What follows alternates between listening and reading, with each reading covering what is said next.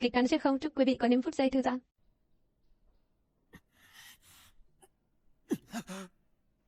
Ta đang ở nơi nào đây? Chẳng phải ta đã trà trộn vào phở bị trở thành cố vấn riêng của tổng thống sao? Sao lại đến nơi này? Trời đất, ta đã xuyên không rồi sao? Tổ phụ là đại tướng quân Trần Hổ. Người đã theo thái tổ khai quốc, chinh chiến khắp nơi. Sau khi người qua đời không lâu, ta thuận lý thành chương, trở thành thế tử Ngụy Quốc công của Đại Chu. Thật là một ván cờ trời cho.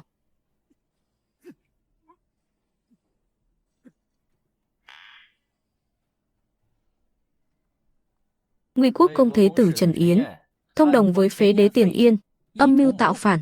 Vào 3 ngày sau, tại Ngọ Môn sẽ thi hành án lăng trì, chiếu cáo thiên hạ để răn đe kẻ khác. Ngụy Quốc công đại nghĩa diệt thân, có công tố giác, miễn tội cho toàn bộ gia tộc họ Trần. Cái gì? Ta tuy là thế tử Ngụy Quốc công, nhưng không được phụ thân Trần Thông Uyên yêu quý. Bọn họ liên kết hãm hại ta, vu cho ta tham gia phản loạn cùng phế đế.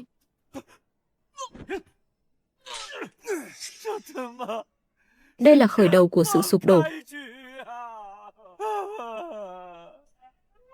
Này, ta bị oan. Ta oan uổng. Trần Yến, có người muốn gặp ngươi, vị hôn thê của ta, Ôn Niệm Muội. Thân phụ nàng là đại tư thương của quan phủ. Nguyên chủ si mê nàng sâu đậm. Nàng đến cứu ta sao? Ôn tiểu thư, ngươi chỉ có nửa nén hương, thời gian cấp bách. Ta cũng không cùng ngươi vòng vo nữa. Gia phụ đã tốn rất nhiều công sức để thông quan hệ, ta mới có thể vào được ngục tử thiên lao này. Niệm Muội, ta biết nàng vẫn còn nhớ đến ta, mau cứu ta ra khỏi đây. Không, ta đến đây để hủy hôn. Hủy hôn ư? Ngươi mưu nghịch tạo phản, làm sao còn có đường sống? Sau này ta sẽ tự lo liệu cho bản thân, ngươi không cần bận tâm. Sau khi ngươi chết, ta sẽ thu liệm cho ngươi để vẹn toàn tình nghĩa giữa đôi ta. Được.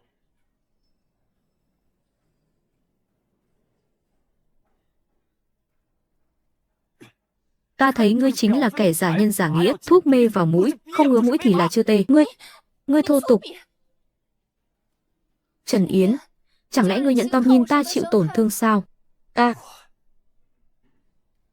đương nhiên là nhẫn tâm rồi. Đừng có ở đây mà lải nhải nữa, lão tử không khí. Ngươi, Ôn tiểu thư, đã đến giờ rồi.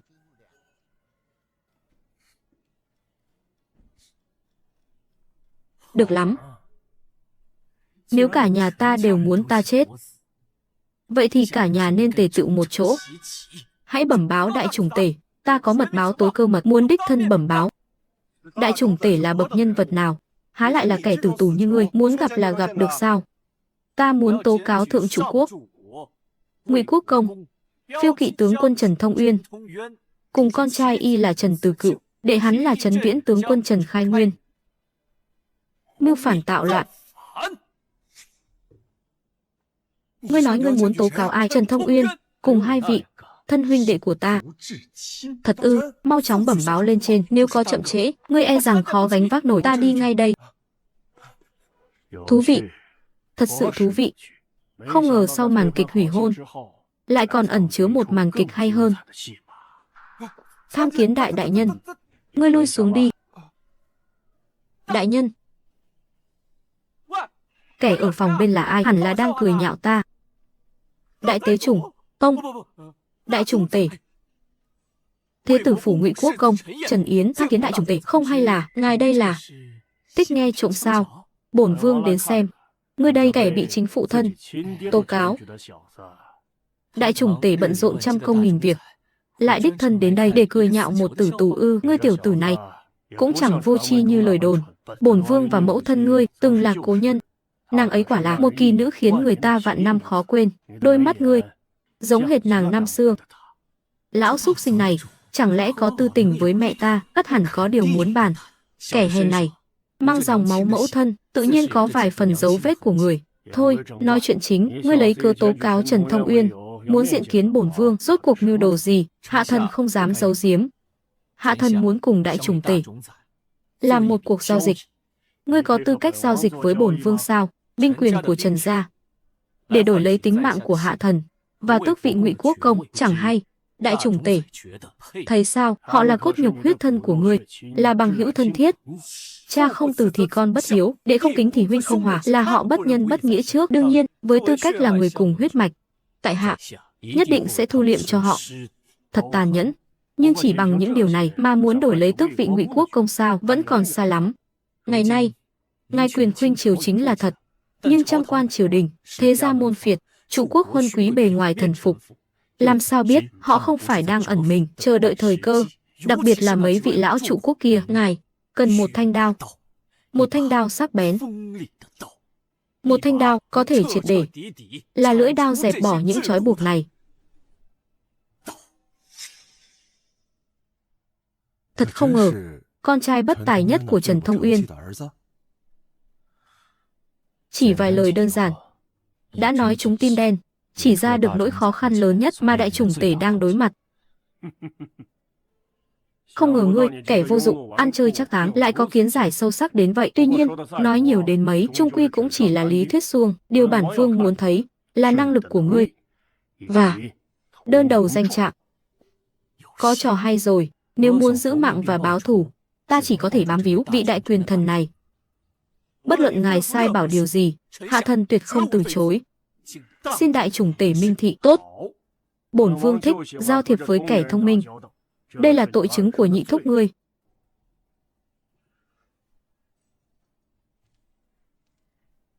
Nhị thúc ta đã làm nhiều chuyện dơ bẩn như vậy sao? Trên đây còn ghi tội danh của ta, tất cả đều do hắn gây ra. Kế tiếp, ngươi đã biết phải làm gì chưa? Thần đã rõ. Chỉ là một mình thần hạ. Rốt cuộc vẫn là thế, cô Lực Bạc. A Mạn, bổn vương nhớ minh kính tư của ngươi, còn thiếu một trưởng kính sứ. Đại chủng tể quả là trí nhớ tuyệt hảo. Minh kính tư của ta quả thật còn thiếu một Chu tước trưởng kính sứ. Đưa lệnh bài cho hắn. Hãy để hắn tạm lĩnh Chu tước vệ. Tuân lệnh.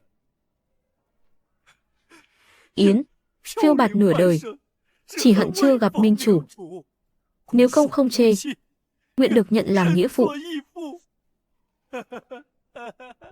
Đa tạ nghĩa. À không, đa tạ đại chủng tể. Tiểu tử kia, chớ vội mừng quá sớm. Nếu như làm không tốt, bổn vương chẳng quản. Ngươi là con ai? Thần hạ đã rõ. Chẳng hay, có cần lưu lại người sống chăng? Bổn vương chỉ cần kết quả. Vậy thần hạ đã hiểu. Cởi trói cho hắn. Chu tước vệ trưởng kính sứ. Từ nay, chúng ta là đồng liêu, cùng nhau phò tá đại chủng tể, làm nên nghiệp lớn, tái tạo huy hoàng.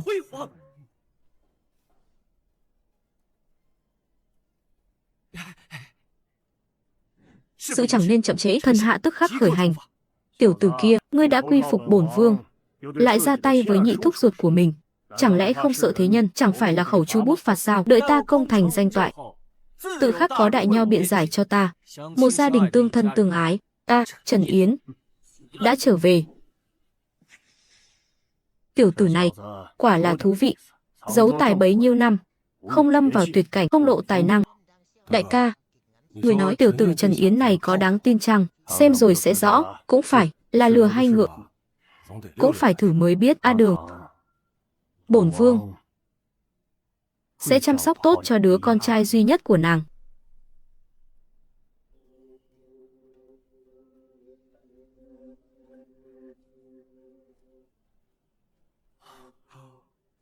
Ta Đường Đường là thế tử Ngụy Quốc công phủ, lại xa cơ đến nông nỗi này. Thật là thảm hại quá đỗi. Chu Dị, thiếu gia đã bị bắt đi nửa ngày rồi, ngươi mau nghĩ cách đi chứ. Ngươi đã đi lại 803 vòng rồi. Hay là, ngươi hãy ngồi xuống, nghỉ một lát đi. Thiếu gia giờ đây sống chết chưa rõ, chúng ta nên vì thiếu gia mà làm gì đó chứ. Ta muốn phơi nắng một lát. Ngươi cả ngày chỉ biết phơi nắng, thiếu gia thì sao?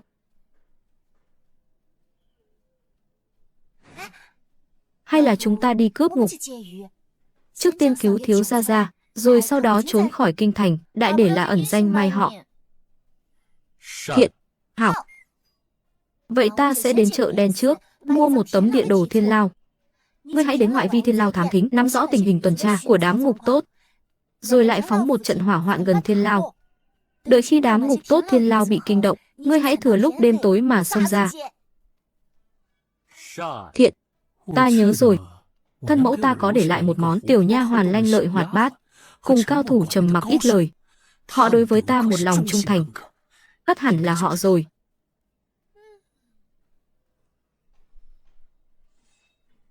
Khoan đã, chẳng lẽ hai người thật sự định đi cướp ngục sao? Thiếu gia, ngươi mau xuống đi. Thiếu gia, chảy máu mũi rồi, mặt còn đỏ ửng. Ngươi sao vậy? À, ta không sao. Ta chỉ là hơi không dung nạp được sữa. 2 quả bưởi này thật là kinh thiên động địa. Gì cơ? Không có gì. Thiếu gia, ngươi có thể bình an trở về, thật là quá tốt rồi. Ta đã nói mà, triều đình nhất định sẽ trả lại sự trong sạch cho thiếu gia. Vừa rồi ngươi đâu có nói như vậy. Ông là đại chủng tể. Chính tay người đã thả ta ra. Đại chủng tể chắc chắn là một vị quan thanh liêm, thấu suốt mọi lẽ. Gì cơ? Đại chủng tể ư? Ngươi nói là quyền thần đương triều, thiên quan đại chủng tể lòng dạ hiểm độc đó ư?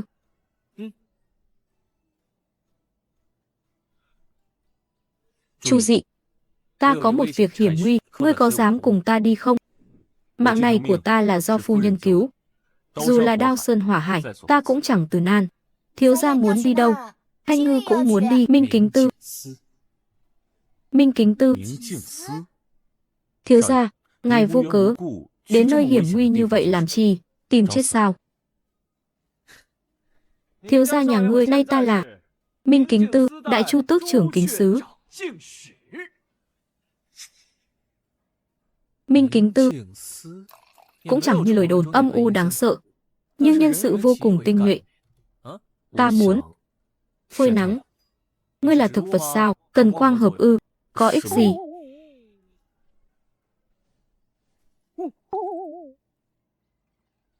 Minh Kính Tư là trọng điện, kẻ vô can mau chóng lui đi. Bằng không,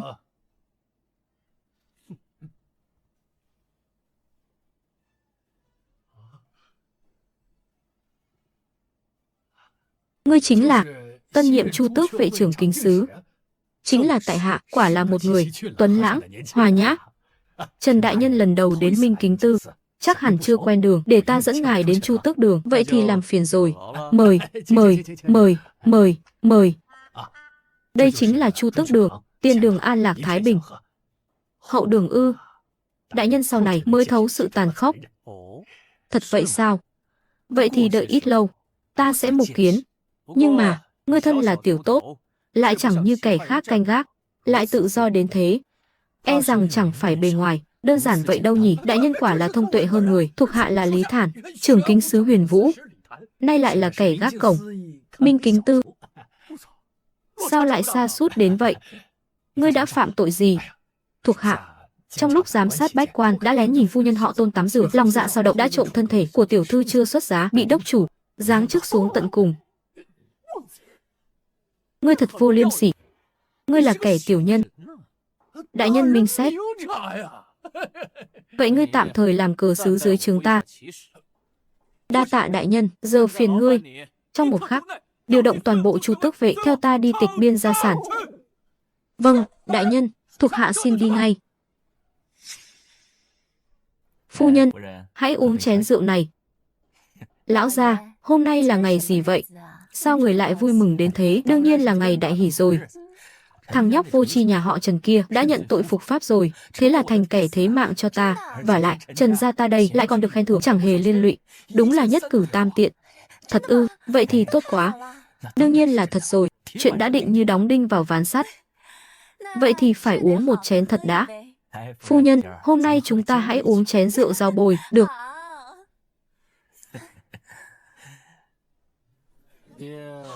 Ai, đang uống rượu vui vẻ mà. Xem ra hứng thú lắm. Nhị thúc thân mến, ngay cả giọng nói của tiểu chất, ngươi cũng không nhận ra sao? Trần Yến, sao ngươi lại ở đây? Bởi vì ta vô cùng nhung nhớ nhị thúc, nên đặc biệt tới đây để tương kiến. Không đúng, ngươi đáng lẽ phải ở trong thiên lao, 3 ngày nữa sẽ phải chịu cực hình, sao có thể ở đây được? Ngươi, ngươi là người hay là quỷ? Nhị thúc đoán xem. Quỷ. Người đâu, người đâu? Nhị thúc. Người đâu là người nào? Tiểu chất đang ở đây. Nhị thúc có gì phân phó? Kéo tên tiểu súc sinh này ra ngoài. Tống quan.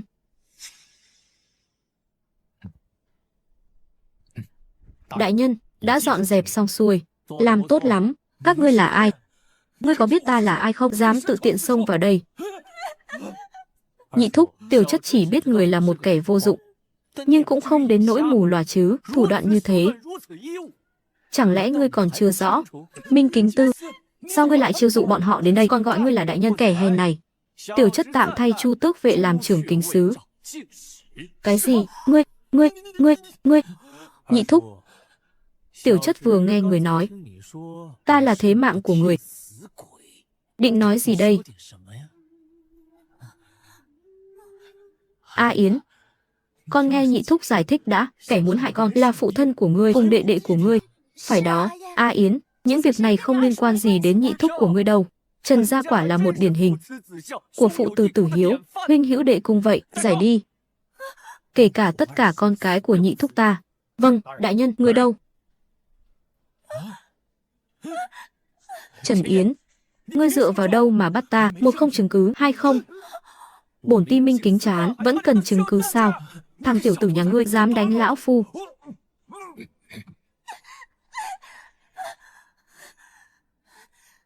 Trần Yến, nhị thúc ngươi đâu?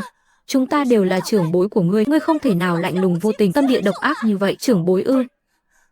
Vậy những việc các ngươi đã làm với ta, chẳng lẽ không phải là lòng lang dạ sói sao?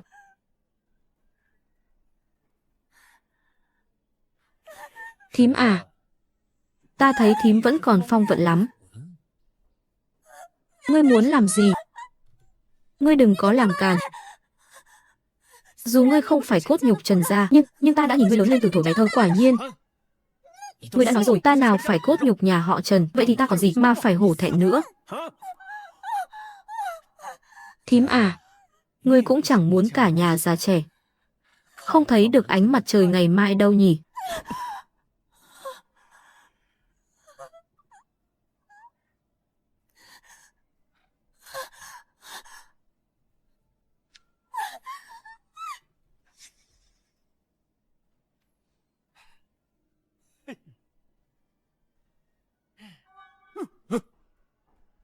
Vãi biện. Ngươi học thói nghe lén từ ai vậy? Thiếu gia, tiểu nhân lo sợ tiện phụ này có ý đồ bất chính với người. Ngươi cút đi.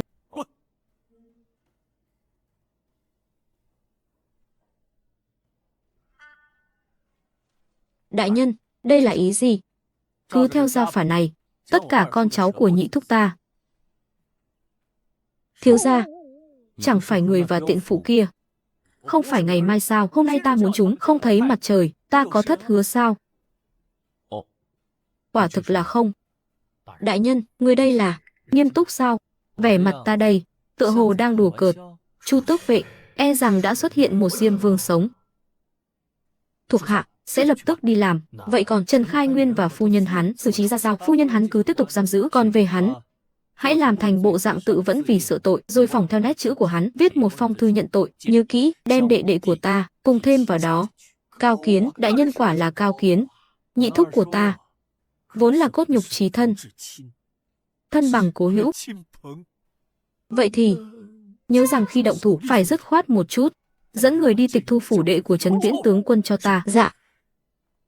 Tiếc rằng không thể dùng gia phả, thật muốn diệt cửu tộc cho hả dạ. Thiếu gia, ngươi cũng nằm trong cửu tộc của hắn, chẳng mấy chốc sẽ không còn nữa. Đại nhân, đây là sổ sách tịch thu từ phủ Trấn Viễn tướng quân, xin người xem qua.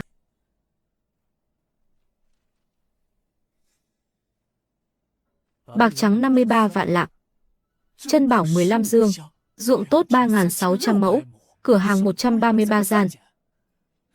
Nhị thúc của ta đây, quả là người giỏi tích lũy tài sản. Kẻ xuyên không này, chế muối, xà phòng, luyện sắt, chép sách, làm sao sánh được với bổng lộc từ việc tịch biên gia sản của ta. Bẩm đại nhân, những tang vật này có cần niêm phong nhập kho không ạ? Niêm phong ư? Đại nhân, đây cầm lấy. Đại nhân, công khai tham ô e rằng không ổn ạ. Có gì mà không ổn? Ngươi không lấy, ta lấy sao được? Ta không lấy, các đại nhân khác lấy sao được? Điều này, nếu các đại nhân không lấy, thì ngươi và ta làm sao thăng tiến được? Không chạy trọt, không hối lộ, chỉ có nước bị giáng chức thôi, chỉ chạy mà chẳng dâng, đứng yên chẳng động. Vừa chạy vừa dâng, sẽ được trọng dụng. Lời đại nhân quả là chí lý.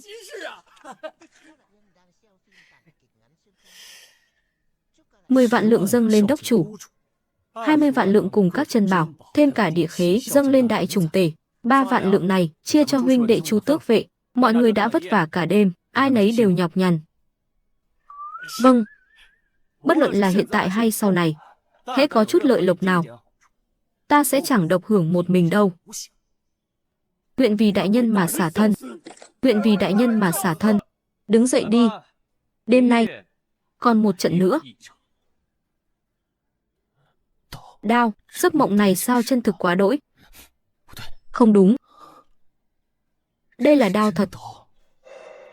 Đã tỉnh rồi ư? Ai đó? Đây là phủ của Ngụy Quốc công, ta là trưởng tử của Quốc công. Dám xông vào phòng của bổn công tử sao? Ngươi định làm gì? Trưởng tử, đệ đệ yêu quý của ta, ngay cả tiếng của ta cũng không nhận ra ư? Đại ca, sao huynh lại ở đây? Vậy ta nên ở đâu? Ở thiên lao chờ đợi vạn tiễn xuyên tâm ư? Đại ca, huynh đừng nóng vội, hãy hạ đao xuống. Chuyện huynh vượt ngục, phụ thân nhất định sẽ xử lý ổn thỏa mọi chuyện. Đệ vừa hồi phủ, chưa kịp bái kiến xong thân trang, đợi đệ thay y phục, sẽ cùng huynh đi ngay. Ta đã sai người báo cho Trần Thông Uyên rồi. Trần Thông Uyên? Đại ca, sao huynh lại dám trực tiếp gọi tên phụ thân? Chu Tước trưởng kính sứ ở đâu? Đều là hiểu lầm thôi. Trần Yến, sao con lại ở đây?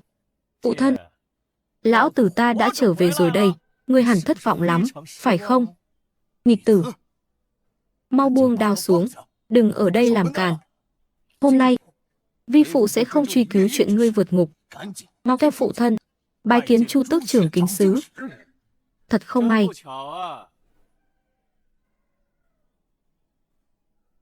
Đại nhân, đồ nghề đã chuẩn bị xong cả rồi. Đại nhân, đại nhân, hãy nhìn xem, lão tử là ai? Là ai?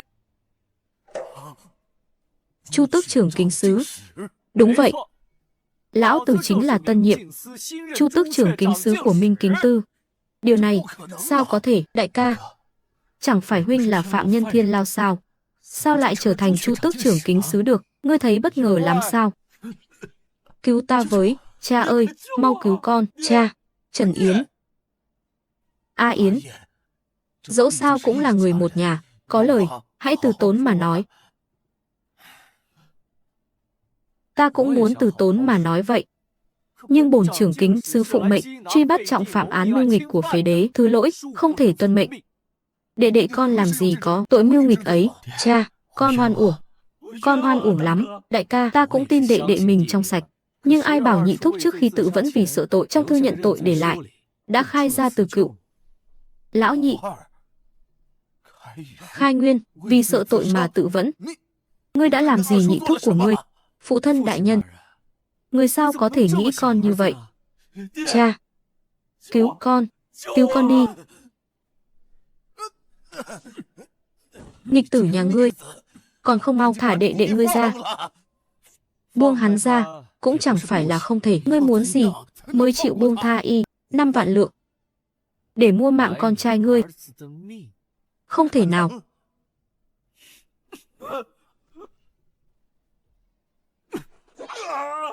Ngươi chạy thoát được sao? Người đâu?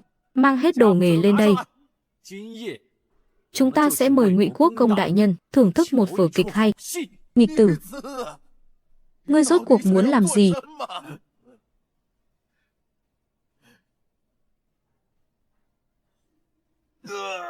Đương nhiên là muốn thẩm vấn kẻ mưu nghịch trọng phạm rồi.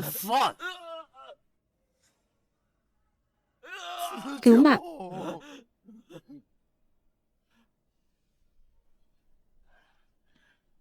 Ngươi dám hành hình đệ đệ ngươi ư? Đồ nghiệt chướng mất hết nhân tính. Ngụy Quốc công đại nhân, xin giữ lời ăn tiếng nói. Vâng. Hiện giờ, ngươi vẫn là phụ thân ta, con cái không thể đánh cha. Nhưng lão tử có thể đánh con ngươi. Hỗn xược! Ngươi dám làm loạn thiên cương ư? Nghịch tử này!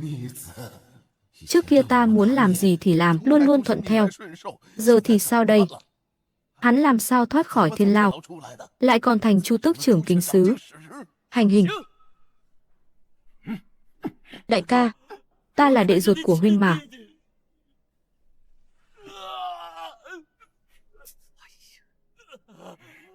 Phụ thân! Ngụy Quốc công, 5 vạn lượng bạc còn con. Đối với Trần gia ngươi chẳng qua chỉ là hạt cát. Ngươi thật nhẫn tâm trơ mắt nhìn đứa con trai bảo bối ngươi nâng niu phải chịu tội lớn thế này sao? Hắn là đệ ruột của ngươi đó. Huyết mạch tương liên. Ngươi dám dùng thủ đoạn độc ác như vậy với hắn? Ngươi còn là người sao? Ngụy Quốc công đại nhân vẫn còn biết thế nào là huyết mạch tương liên sao? Kẻ không biết còn tưởng là người ngoài đã tố giác ta vào thiên lao chứ. Ngươi đã biết rồi sao?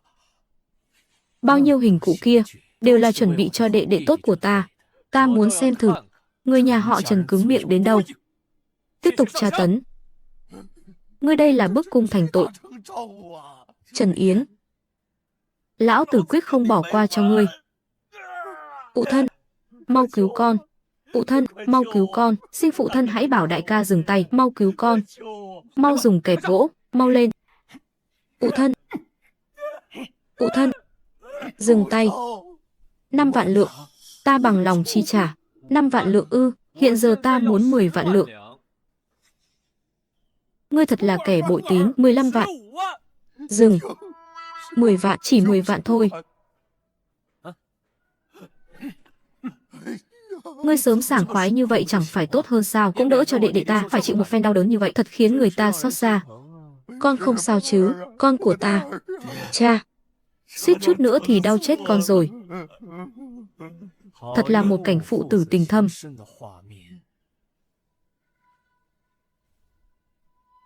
10 vạn lượng ngân phiếu này ta xin nhận vậy. Ngươi đứng lại.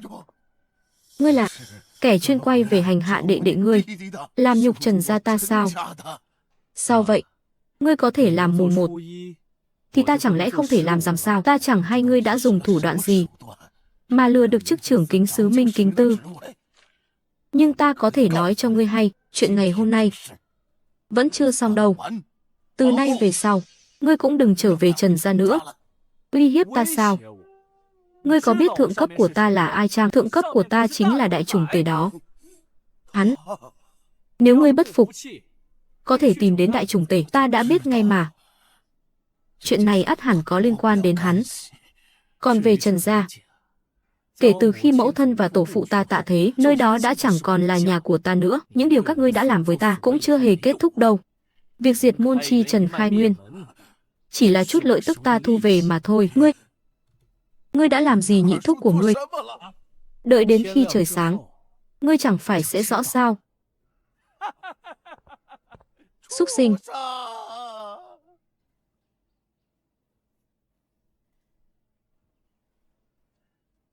Lão Lý, ngươi hãy cầm vạn lượng này, phần còn lại chia cho các huynh đệ. Đêm nay theo ta vất vả rồi, hãy sớm về nghỉ ngơi đi, phía sau còn nhiều việc phải làm. Đa tạ đại nhân, đây đúng là gặp được thượng quan tốt. 10 năm trước, chưa từng được ăn uống bằng một ngày nay. Cơ hội tốt như vậy, lại có đại chủng tể làm chỗ dựa. Vì sao ngươi lại dễ dàng buông tha bọn chúng? Thời cơ chưa tới. Thời cơ. Đại chủng tể chưa từng căn dặn động đến chủ nhà họ Trần. Ta cũng chưa có đủ phần chắc chắn. Thứ hai, hiện tại không màng tất cả để diệt trừ bọn chúng. Cá chết lưới rách. Thật chẳng đáng chút nào. Giờ đây, chúng ta đã có đại chủng tể làm chỗ dựa, ta có thể từ từ đùa giỡn bọn chúng đến chết. Mọi khổ ải đã từng chịu đựng, ta sẽ tính toán từng món một. Những gì ta muốn ban cho Tây gia, gia sản, tước vị, ta cũng sẽ đoạt lấy cho bằng được. Thiếu gia anh minh, là tiểu nhân nông cạn. Trở về thôi, đừng để tiểu nha đầu đợi sốt ruột. Thiếu gia, Chu Dị, cuối cùng các người cũng đã về, khiến ta lo lắng muốn chết. Vẫn còn đợi đó. Các người chưa về, ta nào dám chợp mắt.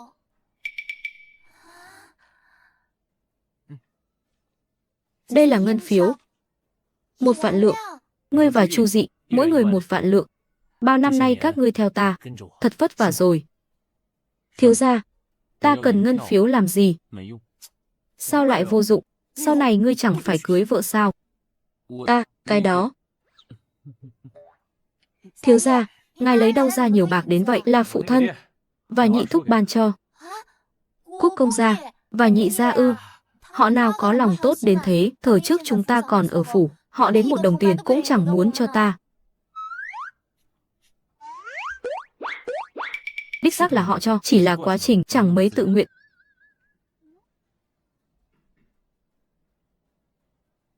Là cướp đoạt. Anh Ngư, đừng khóc nữa. Thiếu gia, ngươi cuối cùng cũng đã trưởng thành rồi, ngươi đáng lẽ phải sớm ra tay với bọn chúng. Tiền bạc của Ngụy Quốc công phủ, tất cả đều là của hồi môn của phu nhân. Sao ngươi chỉ đoạt về được chút ít này? Sao không đoạt về nhiều hơn nữa?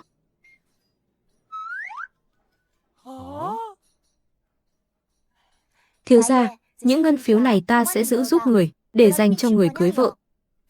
Cưới vị, Ôn tiểu thư kia. Anh Ngư, nếu không biết ăn nói, thì đừng nói nữa.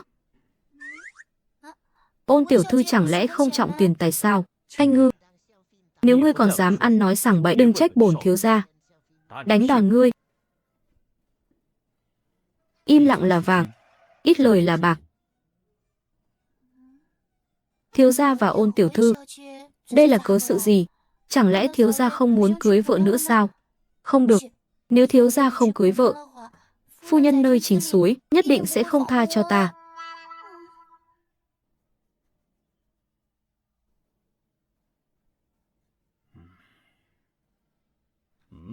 Thằng nhóc này lại dùng thủ đoạn xúc sinh như vậy.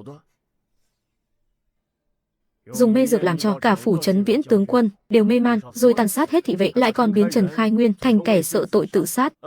Thằng nhóc này quả là độc ác. Ta hỏi ngươi, trước khi vào thiên lao, thằng nhóc này ra sao? Dù là kẻ ăn chơi trác táng, nhưng cũng coi như an phận, thường nên bị Trần gia chèn ép. Hắn vốn là một đứa trẻ thật thà, hắn còn đem nhị thúc của mình cả dòng Trần Khai Nguyên giết sạch không tha. Tiện thể lại đến phủ Ngụy Quốc công tống tiền 10 vạn lượng bạc, đây cũng gọi là đứa trẻ ngoan sao?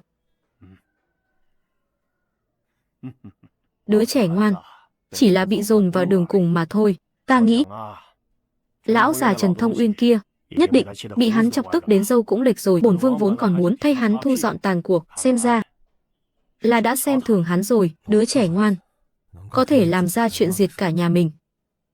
Bẩm đại trùng tể, đại chu tước trưởng kính sứ Trần Yến cầu kiến. Ngươi xem, vừa nhắc đến tiểu tử này, hắn đã đến rồi, cho hắn vào.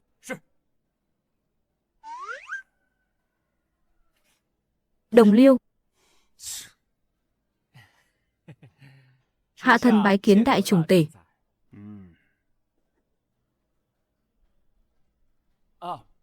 Một mạch Trần Khai Nguyên đã toàn bộ được xử lý, không sót một ai. Hạ thần đặc biệt đến đây phục mệnh. Thím của ngươi đâu? Vẫn còn vụ án cần điều tra mà.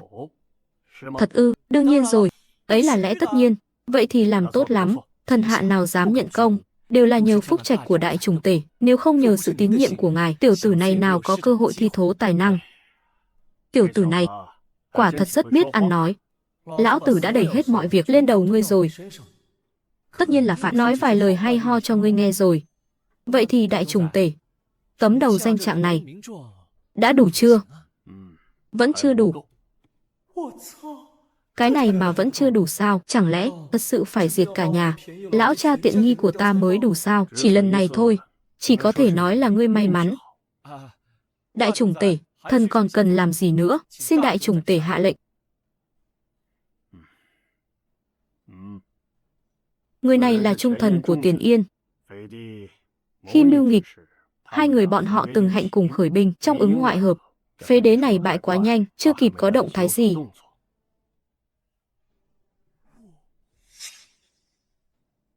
Đạt Khê Quyết, một trong 12 đại tướng quân do Thái Tổ đích thân sắc phong, tài năng chinh chiến, nắm giữ binh quyền thực tế. E rằng so với Trần Khai Nguyên hữu danh vô thực kia, hắn khó đối phó hơn nhiều. Nếu không khó, bổn vương đã chẳng giao cho ngươi làm. Đại tể chủng, không, đại chủng tể quả là trông cậy vào hạ thần vậy. Thần không dám nhận, đây là lúc tổ chức thử thách thần. Nếu giờ lui bước, sau này thần khó mà xoay chuyển được. Đương nhiên, thần dám. Ngươi hãy suy nghĩ kỹ càng, nếu việc này có bất kỳ sai sót nào, kết cục của ngươi sẽ chẳng khá hơn những kẻ trước đâu. Công việc này, đối với hạ thần mà nói, thật là một thử thách cam go. Song hạ thần lại ưa thích điều ấy. Nếu thắng, tiền đồ rạng rỡ. Nếu thua, cũng chỉ mất một mạng mà thôi. Thật có khí phách. Nếu không còn việc gì, hạ thần xin cáo lui trước. Khoan đã. Trong hòm này là gì? Chút lòng thành mọn, chẳng đáng kể gì. 20 vạn lượng. Tâm ý này quả không nhỏ. Là tịch thu từ gia sản Trần Khai Nguyên. Vâng ạ. Ngươi định hối lộ bổn vương sao? Sao có thể gọi là hối lộ? Thần hạ chỉ nghĩ rằng số bạc này chỉ khi ở trong tay ngài mới có thể phát huy công dụng lớn nhất. Bổn vương cho ngươi thời gian 1 tuần trả để thuyết phục bổn vương. Nếu không, sẽ bị xử theo tội tham ô hối lộ, trọng tội chu diệt. Đại chủng tể, tổng quản triều chính, phát lương cứu trợ tai ương, chẳng lẽ không cần tiền ư? Sửa cầu lát đường, chẳng lẽ không cần tiền ư? Tích trữ quân lương, chống lại 6 nước, chẳng lẽ không cần tiền ư? Cứ nói tiếp đi, trị quốc, chẳng qua là đốt tiền. Đại chủng tể nếu muốn dốc lòng trị nước, ắt phải chi ra rất nhiều bạc. Mà độc cô lão trụ quốc kia lại nhậm chức đại tư đồ, nếu chính kiến bất đồng, ắt sẽ khắp nơi cản trở. Việc này với chuyện ngươi hối lộ, bổn vương thì có liên can gì? Đại chủng tể, nếu ngài có số bạc này, có thể vượt qua quy trình phê duyệt của quan lại địa phương, từ đó mà thỏa sức thi thô chí lớn. Vũ Văn Hỗ hùng tâm tráng trí, lại có ý định thi hành tân chính, đả áp thế gia môn phiệt để thống nhất lục quốc. Mà đại tư đồ độc cô Chiêu lại là trở ngại lớn nhất trong việc chi tiêu của hắn. Trần Yến à Trần Yến, ánh mắt tiểu tử ngươi quả thật sắc sảo. Bổn vương xin nhận, được tận chút sức mọn, là vinh hạnh của hạ thần. Nhắc nhở ngươi một điều, Na Đạt Khê Giác là cố tướng của đại tư khấu Triệu Kiền. Cố tướng, đại tư khấu và đại tư đồ lại cùng một phe cánh, ngươi không sợ sao? Chẳng hề sợ hãi. Ngươi tiểu tử kia sao lại tự tin đến vậy? Hạ thần là vì đại chủng tể mà làm việc. Đại chủng tể tự khắc sẽ che chở hạ thần. Đại chủng tể chính là chỗ dựa của hạ thần. Ngươi, vậy thì ngươi cứ phóng tay mà làm đi. Ta chỉ cần kết quả mà thôi. Hạ thần quyết không phụ sự kỳ vọng của đại chủng tể. Nếu không còn việc gì khác, hạ thần xin cáo lui để lo liệu. Khoan đã. Bổn vương không thể nhận không của ngươi. Đây là phủ đệ của bổn vương, nằm cạnh hoàng thành. Ngươi hãy nhận lấy và sớm dọn đến đó. Đa tạ đại chủng tể. Không phải đại ca, phủ đệ này quý giá vô cùng. Ngươi còn chẳng nỡ ban cho ta, cơ sao lại ban cho hắn? Hai tử của nàng ấy tự nhiên phải được coi trọng hơn ta. Nhưng việc tàn dư phế đế lại giao cho một kẻ mới vào nghề, một tiểu tử. Việc này e rằng quá khó cho người rồi. Đại chủng tể, có nên suy xét lại chăng? Sân vườn đâu thể nuôi được thiên lý mã, chậu hoa nào ươm nổi vạn niên tùng. Cứ để hắn đi đi. Sân viện thật rộng lớn. Trời ơi, phủ Ngụy Quốc công ở ngay cạnh đây, mà sân viện này còn lớn hơn cả phủ Ngụy Quốc công, lại còn lộng lẫy hơn nữa. Thiếu gia, đây thật sự là đại chủng tể ban cho thiếu gia sao? Đương nhiên, theo phò đại chủng tể, chúng ta cũng coi như được hưởng lộc. Thiếu gia, đại chủng tể này đối với người thật sự không tầm thường. Thanh Ngư tuổi còn nhỏ, chắc hẳn không biết. Chu Dị trông chừng 28, 29, thời gian theo mẫu thân ta còn dài hơn. Chu Dị, Ngươi có biết chuyện cũ giữa mẫu thân ta và đại chủng tể không? Không rõ. Đích thân đến Thiên Lao Tử Ngục. Sự bồi dưỡng tưởng chừng là thử thách cùng với đại viện cạnh hoàng thành này. Ta phải dành thời gian tra xét kỹ càng chuyện cũ giữa mẫu thân ta và đại chủng tể. Đi thôi, vào trong xem sao.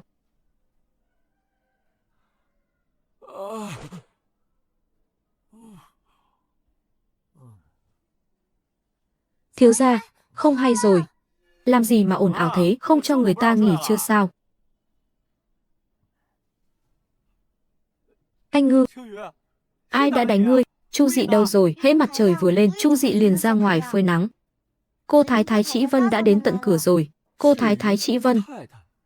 Trần Trĩ Vân, chính là cô ta. Đúng vậy, chính là cô ta. Nàng đến đây làm gì? Nói là đến để đòi lại công bằng cho nhị gia và thiếu gia Từ Cựu. Còn nói muốn thanh lý môn hộ cho Trần gia. Đòi lại công bằng, thanh lý môn hộ. Chỉ mình nàng ta thôi ư? Đi.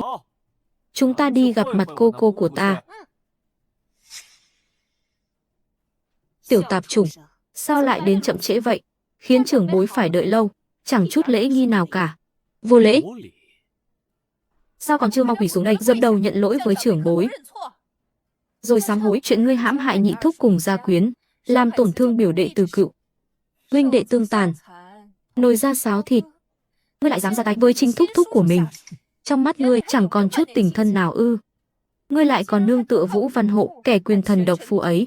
Trần gia ta đường đường là một trong bát trụ quốc thế gia, sao lại sinh ra kẻ nghiệt xúc như ngươi? Ngươi còn ở trong viện hắn ban cho. Này, ngươi coi nhà ta như nhà ngươi rồi sao? Đồ hỗn xược, ngươi nói gì? Mẫu thân yểu mệnh của ngươi, sao lại sinh ra kẻ vong ân bội nghĩa như ngươi? Anh Ngư, nàng ta vừa rồi có phải đã mắng mẫu thân ta không? Có phải nàng ta đã đánh ngươi không? Ngươi định làm gì? Ta chẳng định làm gì cả, ta chỉ đơn thuần cảm thấy cái miệng của tiện tỳ ngươi thiếu sự dạy dỗ. Thay mặt cố tổ phụ của ta sẽ hảo hảo giáo huấn ngươi một phen. Ngươi dám đánh ta? Ngươi muốn làm phản sao? Kỳ thực ta không đánh nữ nhân. Vậy mà ngươi còn... Nhưng ta đánh loại đàn bà. Vốn dĩ ta muốn tiên lễ hậu binh, nhưng ngươi vạn lần không nên đối với mẫu thân mà thốt lời bất kính. Ngươi dám đánh cô mẫu, không kính trưởng bối, ngươi tàn hại chí thân, sao ngươi dám cuồng bạo đến vậy?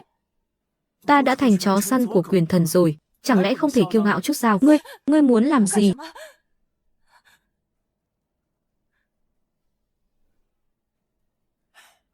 Vừa rồi, ngươi còn muốn dùng thứ này đánh ta, vẫn xem ta như kẻ xưa sao? Ta cho phép ngươi mắng. Ta cho phép ngươi mắng, cẩu nô. Cho ngươi mắng. Dừng tay. Cút.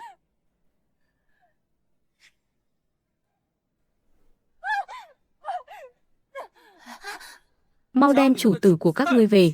Đi. Thiếu gia, ngươi đánh cô như vậy, e rằng bọn họ sẽ không dễ dàng bỏ qua đâu. Yên tâm. Ta đã chọn cho vị cô tốt bụng của ta một con đường về cõi vĩnh hằng tuyệt vời nhất rồi. Cũng chỉ trong 2 ngày này thôi. Đạt Khê Ngọc chẳng phải hạng tầm thường như Trần Thông Uyên, Trần Khai Nguyên kẻ vô dụng, nhu nhược ấy đâu. Nếu trực tiếp như phủ Ngụy Quốc Công, dẫn người của Minh Kính Tư đến tận cửa, e rằng sẽ lập tức bức phản Đạt Khê Ngọc mất. Chỉ có hại mà chẳng có lợi gì. Thiếu gia, ngươi đã ngủ chưa? Ngươi không ngủ. Đang làm gì vậy thiếu gia? Đây là vật gì vậy? Ta nhặt được trong sân này. Há phải chăng là mật hiệu của địch quốc? Đây chẳng phải là chìa khóa của thời đại ta sao? Thời đại này sao lại có chìa khóa? Tức là gần đây ắt có cửa. Có cửa, bên trong ắt hẳn có bí mật của thế giới ta. Nhưng hiện giờ, ta phải lo liệu Đạt Khê Giác trước. Anh Ngư, có bao nhiêu người biết về vật này? Chỉ có một mình ta. Vậy ngươi hãy giúp bổn thiếu gia, hãy cất giấu vật này cho kỹ. Hãy giấu ở nơi không ai hay biết. Ngươi còn có thể giấu đồ như vậy sao? Thiếu gia cứ yên lòng, nơi ta giấu không ai tìm ra được đâu. Ngươi quả là có tài năng thiên bẩm. Vậy ngươi mau đi nghỉ ngơi đi. Đạt Khê Ngọc, ngày mai, tiểu gia, ta đến rồi. Lão gia, tướng quân Sở Kiêu Phong cùng chư vị đã đến. Ta sẽ đến ngay. Lão gia, phu nhân. Đêm đã khuya rồi. Ngươi lại mời tướng quân Sở Kiêu Phong đến. Ngươi chớ làm chuyện hồ đồ. Làm hay không làm, thực ra đã chẳng còn do ta định đoạt nữa rồi. Đã bị đẩy đến bờ vực thẳm, chỉ có thể đặt mình vào chỗ chết mà tìm đường sống. Chuyện này, đi thôi, phu nhân, nàng cũng hãy cùng ta đi. Việc này còn cần nàng dốc sức tương trợ.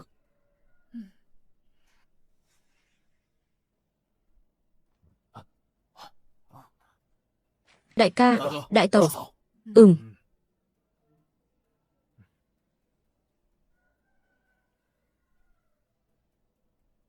Chư vị huynh đệ, chắc hẳn đã đoán ra việc ta đêm khuya mời chư vị đến đây là vì cớ gì rồi chứ? Bọn chó săn dưới trướng Vũ Văn Hộ đã tra ra Trần Khai Nguyên, rồi lần theo dấu vết tra đến chúng ta.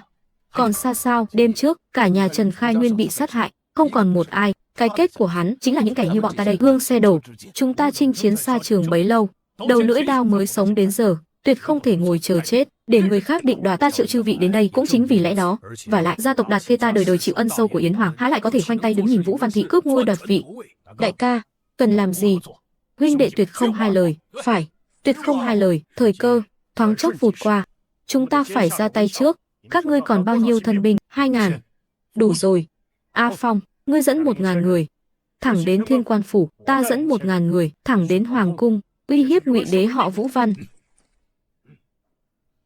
Ngươi đến Sở Quốc phủ, cầu kiến Triệu lão trụ quốc, cầu lão nhân gia ấy đứng ra hô hào chủ trì đại cục. Vâng, ngươi hãy đến Ngụy Quốc phủ, lôi kéo Ngụy Quốc công gia nhập, trong tay ông ấy có 10 vạn đại quân, có thể giúp ta ổn định kinh kỳ. Vâng, đại ca, lão trụ quốc e rằng không muốn tham gia vào việc này đâu.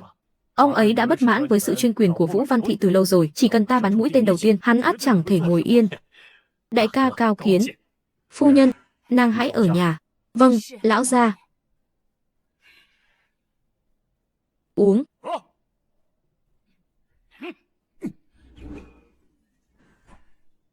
Xuất chinh. Thật lòng mà nói, cuộc tạo phản của các ngươi quá đỗi vội vàng, lại càng quá đỗi sơ suất. Lão gia, chẳng khác gì trò trẻ con, chẳng chiếm kho vũ khí, chẳng nắm cấm quân, lại còn vọng tưởng thành công ư? Chẳng khác nào nằm mộng giữa ban ngày. Kẻ nào đang nói đó? Ai?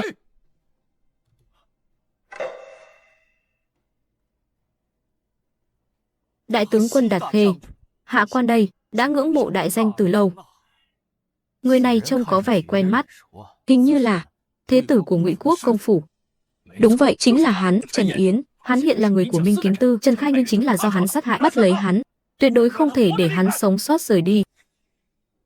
Cháu của Trần lão trụ quốc, hôm nay ngươi phải chết dưới tay ta. Ngươi lại đây, ta cứ đứng đây, chỉ cần ngươi có thể chém chết ta.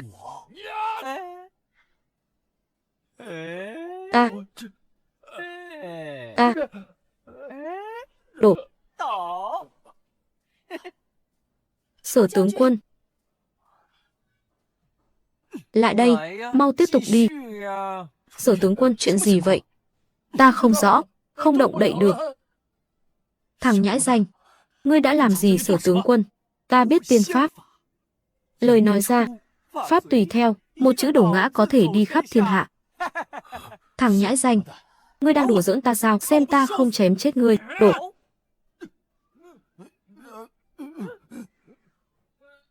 Ta đã nói ta có chút tài năng, mà ngươi vẫn chẳng tin. Tuy chẳng rõ ngươi dùng thủ đoạn gì, nhưng ắt là đang cố làm ra vẻ huyền bí. Nếu ngươi thật sự biết tiên pháp, sau nước há có thể giao tranh 300 năm. Quả không hổ danh Đạt Khê Quyết, một trong 12 đại tướng quân. Cũng nhờ có ngươi, đã tụ họp bọn họ lại một chỗ, đỡ cho ta phải chạy thêm một chuyến.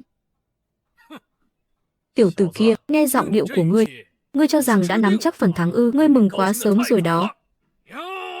Lão gia, đổ. Đại tướng quân Đạt Khê, ngươi còn muốn giết ta trong lúc bất ngờ ư? Độc ngươi chúng là sâu nhất, dược hiệu cũng là mạnh nhất. Độc dược của Minh Kính Tư ta quả là lợi hại, không màu không vị. Giết ngươi trong lúc trở tay không kịp vậy.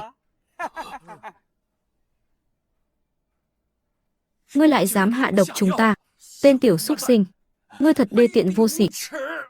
Trần Hổ lão trụ quốc, sinh thời là bậc anh hùng cái thế, làm sao có thể có một kẻ gian xảo như ngươi làm cháu? Có bản lĩnh thì hãy cởi trói cho ta, đơn đấu. Đa tạ lời khen. Binh bất yếm trá mà ngươi còn chẳng hiểu, làm sao có thể dẫn binh đánh trận? Một lũ phế vật già nua mà không tự biết. Ngươi... Đại nhân, toàn phủ đã được khống chế xong, đang chờ lệnh của ngài. Tiểu tử, ngươi đã bán đứng chúng ta.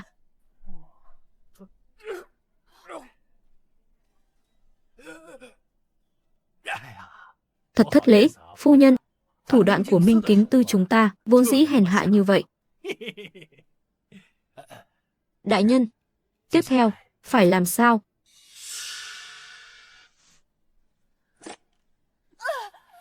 Đạt Khê Ngọc, hãy chết đi. Lão gia. Đại ca. Đại nhân, hãy vùi mặt xuống cho ta. Đàm Đài Minh Nguyệt, ta đối đãi với ngươi không tệ bạc, cớ sao ngươi lại sát hại lão gia nhà ta? Ngươi đối đãi với ta không tệ bạc ư? Phu nhân hiền thục của ta ơi, duyên cớ trong đó, chắc hẳn trong lòng ngươi rõ hơn ai hết. Ta không rõ.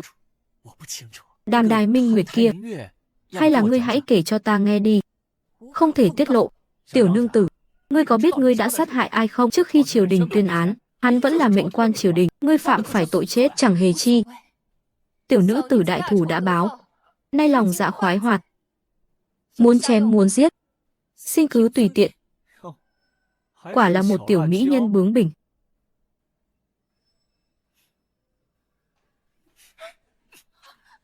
Lão gia, sau này khi giết người, hãy nhớ đâm thêm vài nhát, để tránh tim lệch sang phải, khiến kẻ đó thoát chết.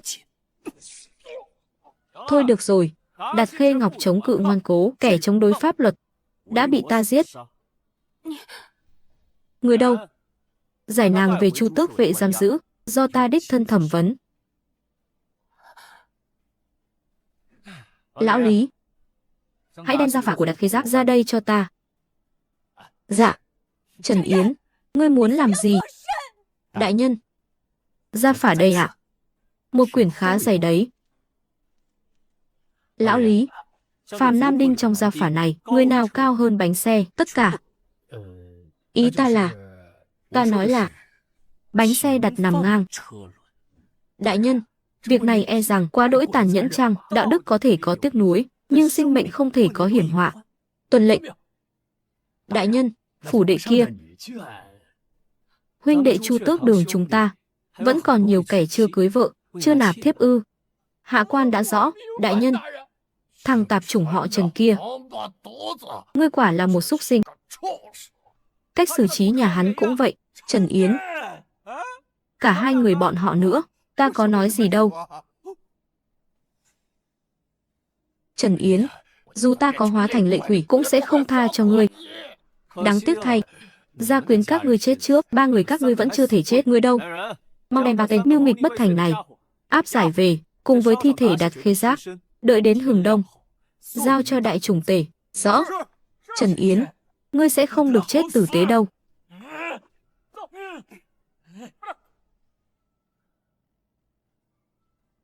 Đại nhân, đây là toàn bộ chi tiết về Đạm Đài Minh Nguyệt, xin người xem qua.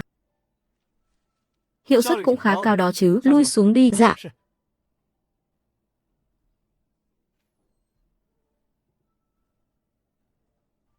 Đạm Đài cô nương, chúng ta lại gặp nhau rồi. Nàng vẫn lạnh lùng như vậy. Lúc nàng sát nhân đâu có thế này. Hay là uống chút gì đi.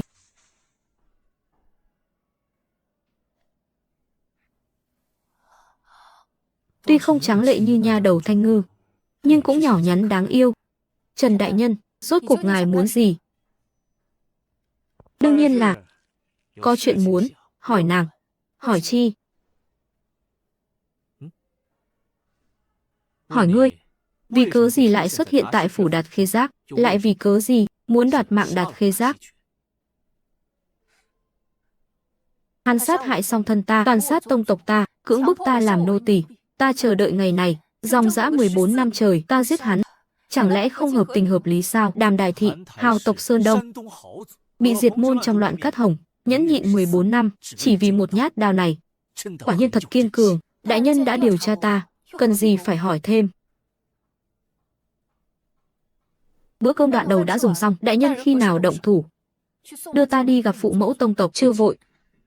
Ta còn một vấn đề muốn thỉnh giáo cô nương Đàm Đài. Xin cứ hỏi. Ta đã sai người hạ độc khắp phủ Đạt Khê. Tất cả mọi người đều trúng độc. Vì sao? Chỉ riêng cô nương vô sự.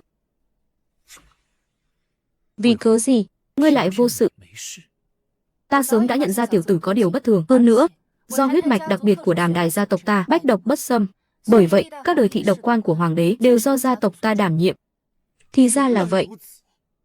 Vậy thì, ta xem như là ân nhân giúp ngươi báo thù rồi. Đau. Trên người ngươi sao lại nhiều vết thương thế này? Ngươi nói xem, Đạt Khê quắc đánh đó. Hắn quanh năm cầm quân, khó bề hành sự. Mỗi khi thất ý đều roi vào ta, xem ra hắn chết không oan. Vậy nên, ân nhân lớn của ta, ngươi bận rộn trăm bề mà đến đây, lại vì cớ gì? Sau này, hãy theo ta và hắn không giống nhau, khác biệt ở điểm nào? Ta có thể hành sự, thiên phú dị bẩm, hắn chẳng thể.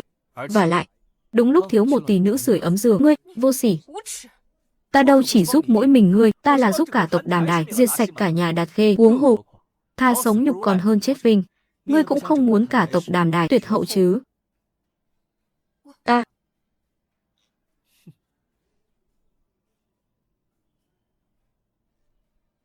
Sau này theo ta, sẽ không ai dám ức hiếp ngươi nữa.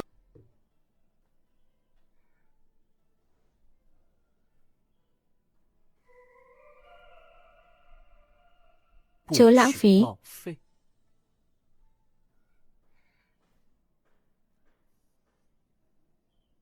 Đùa thôi mà, ta đâu nỡ để nàng dùng cơm thừa canh cặn. Đại nhân, Lý Kỳ Sứ đã về, thu hoạch không nhỏ. Tốt. Mau chóng tìm danh y giỏi nhất cho Đạm Đài cô nương, mau đi.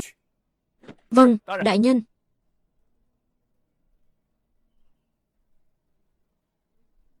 Không ngờ tên này, ngoài sự ti tiện vô sỉ, thật ra cũng không tệ.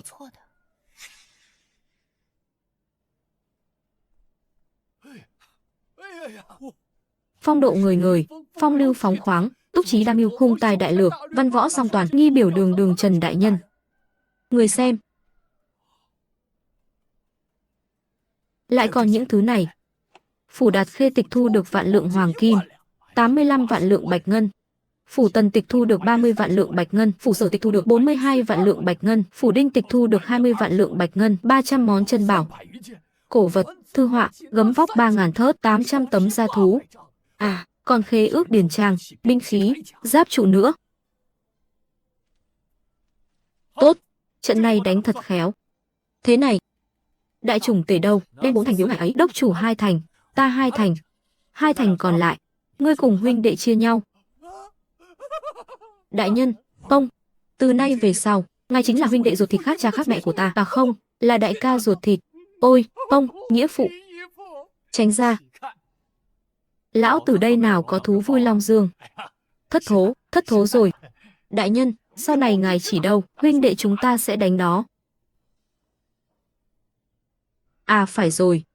Ngươi hãy sai người, bắt chước nét chữ của triều đình và những kẻ trung lập, giả mạo thư từ chúng, cấu kết với Đạt Khê giác mưu phản. Đại nhân, đây là... Chẳng lẽ là khiến cho tất thảy đều phải đối địch cùng đại chủng tể? Ít hỏi nhiều làm. Sau khi ngụy tạo xong, trước hừng đông hãy dâng lên đại chủng tể. Tuần lệnh. Đại tư Đồ, đại tư Khấu, đại tư Mã, đại tư Thường đến tham kiến đại chủng tể. Người đâu? Dâng trà.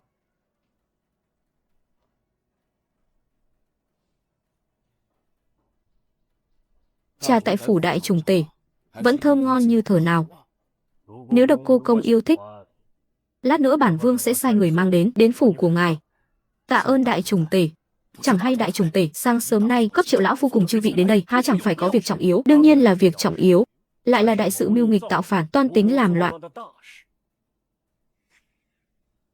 Xem ra đại chủng tể điềm tĩnh như vậy, e rằng đã giải quyết ổn thỏa rồi. Người đâu? Dẫn 4 kẻ này lên đây, để 2 vị lão trụ quốc cùng xem xét.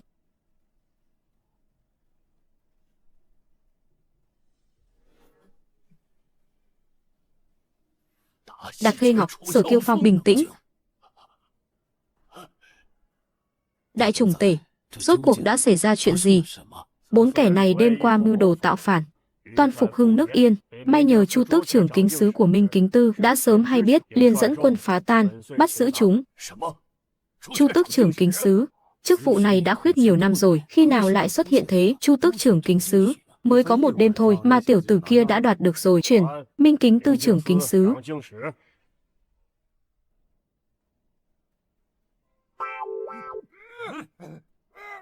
Trần Yến. Trần Yến, cháu của lão trụ quốc Trần Hổ. Không phải hắn là kẻ tham gia mưu phản sao? Mấy hôm trước không phải vừa bị tống ngục sao? Đúng vậy. Tham kiến Đại Trùng Tể, đốc chủ. Đã bái kiến Đại Tư Mã, Đại Tư Đồ, Đại Tư Khấu. Cùng với nhạc phụ đại nhân tiền nhiệm của ta. Ngươi đã trở thành Chu Tước trưởng kính sứ của Minh Kính Tư tự khi nào? Ngươi là kinh hỉ hay là bất ngờ? Một ngày khác, ta sẽ kể cho ngươi nghe. Trần Yến. Triệu Càn này, không ngờ lại là một cao thủ. Triệu lão trụ quốc, ngươi vừa là thượng cấp của Đạt Khê Quyết, lại là Đại Tư Khấu, trưởng quản hình ngục. Theo ngươi, việc này nên xử trí ra sao?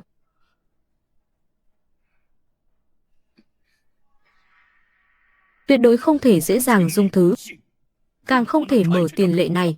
Vẫn là lão trụ quốc thấu hiểu đại nghĩa, khiến người ta kính phục. Bởi vậy, ta đã hạ lệnh cho Trần Yến tịch thu toàn bộ gia sản của 4 kẻ đó, diệt toàn tộc chúng, để đoạn tuyệt những kẻ bất nhân bất nghĩa, bất hiếu này. Vũ Văn Hổ đúng là một lão hồ ly, quả là lôi đình phong hành, tâm ngoan thủ lạt. Sau khi nghe tin này, mới gọi lão phu cùng Triệu Kiền đến, e là muốn mượn cớ này mà gõ núi dọa hổ. Chỉ là hắn đã bồi dưỡng Trần Yến con hồ ly nhỏ này từ khi nào? Nhưng ta nhớ rõ, đứa cháu trai của Trần Hổ là một kẻ ngốc nghếch, sao giờ lại tàn độc đến vậy? Mọi việc đều do Đại Chủng Tể định đoạt. Đối với kẻ dám phạm thượng này, tuyệt đối không thể nương tay. Theo ngu kiến của bổn vương, vẫn nên ban chiếu cáo thị khắp triều đình để răn đe trăm quan.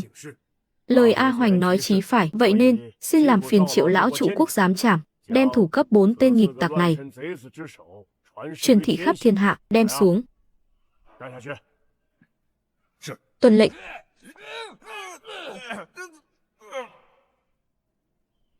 Thiên Quan phủ này quả là một ổ cáo già. Dù Triệu Kiền có nhận hay không, hy vọng của hắn đều sẽ bị tổn hại. E rằng sau này tâm phúc thân tín sẽ bất trung, lòng người tan nát, khó lòng hàn gắn lại. Quả là một kế dương mưu độc địa. Tuân lệnh Đại Chủng Tể.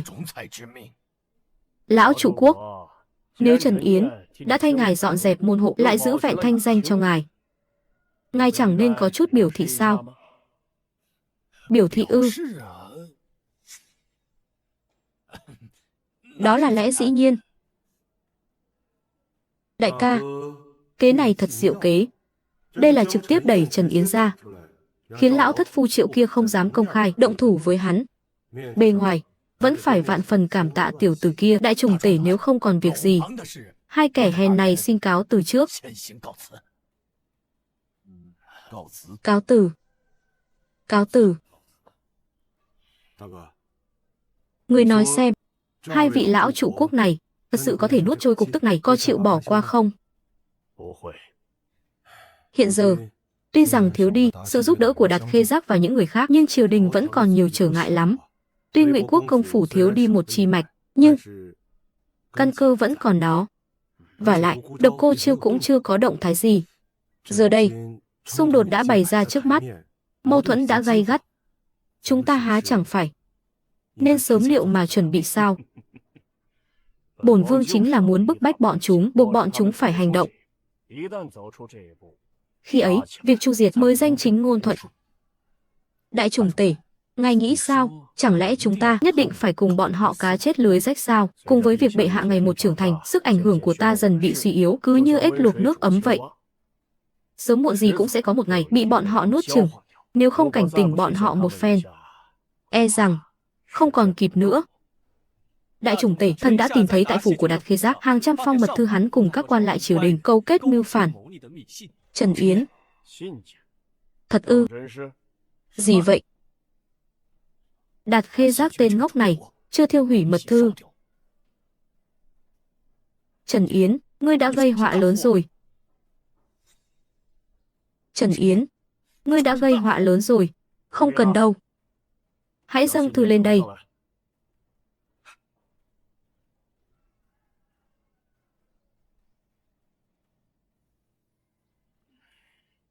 Không ngờ, trên triều đình này, các quan lớn nhỏ đều có liên can với Đạt Khê Giác. Làm sao có thể?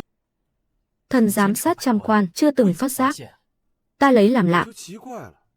Dưới mắt Minh Kính Tư cũng không phát hiện manh mối nào.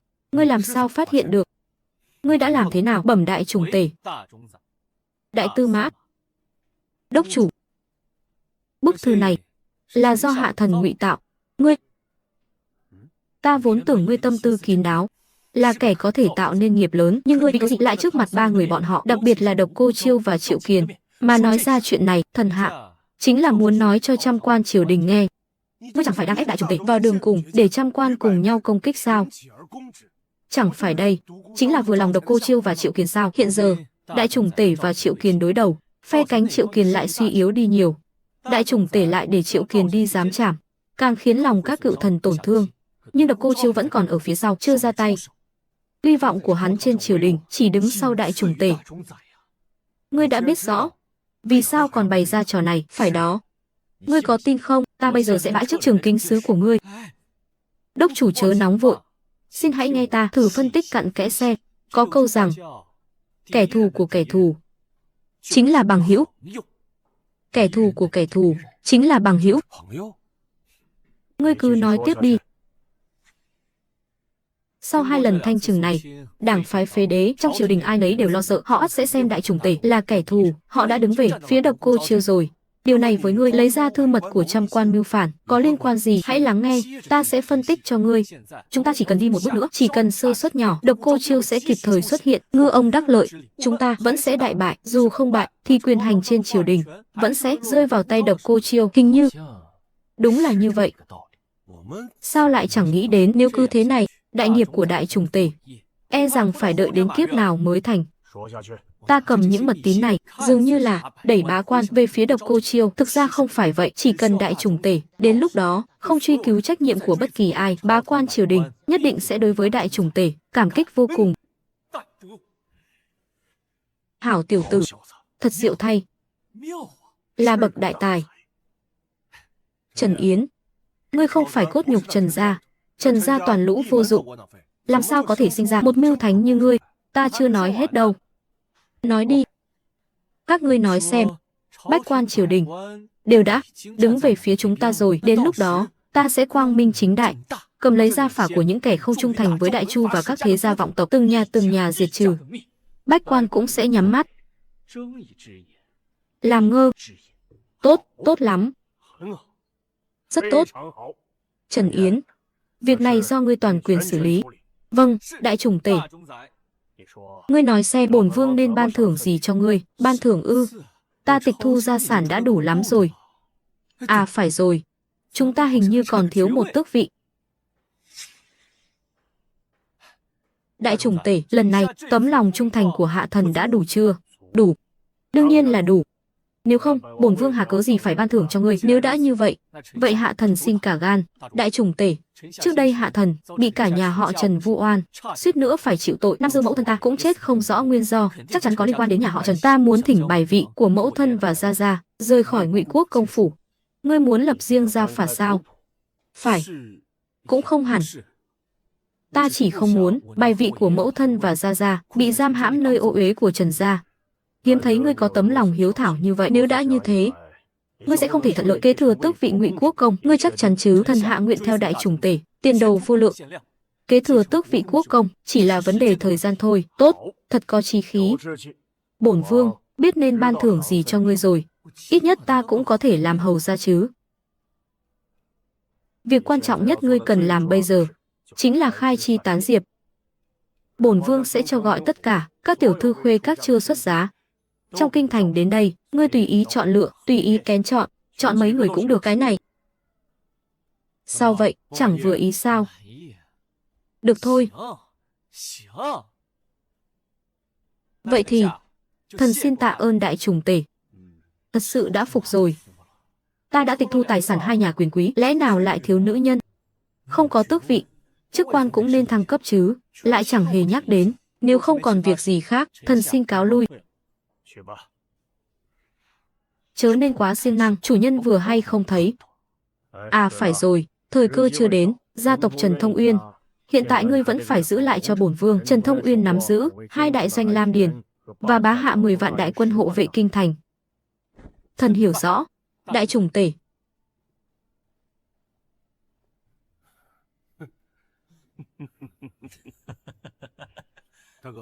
Tiểu tử này trí tuệ như yêu, là một kỳ tài. Lần này lập đại công, người nên trọng thưởng cho hắn. Ít nhất, phong cho hắn tước bá tước đi, phải đó. Đại trùng tể, chớ quên. Hắn là bề tôi của Đại Chu. Chúng ta cũng vậy, hắn vì triều đình mà làm việc, được thêm quan tước, ấy là việc của triều đình. Sao dám vượt quyền? Đại nhân, có chuyện gì vậy?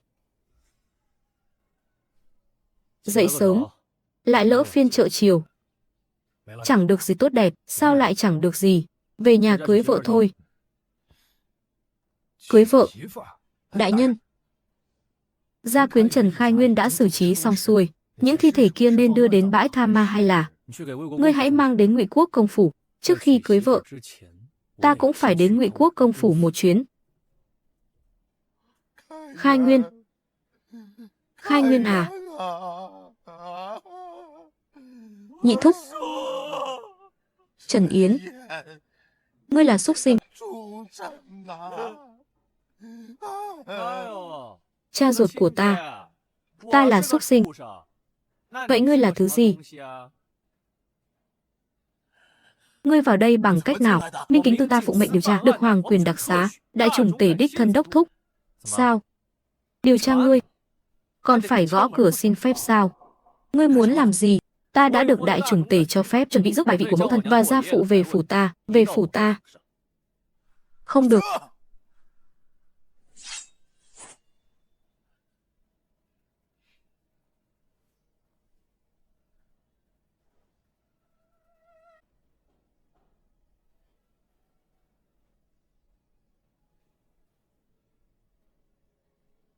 Nương.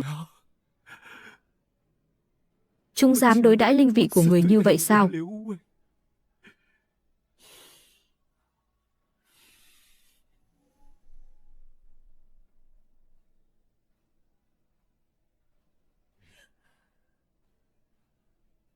Ngươi muốn làm gì?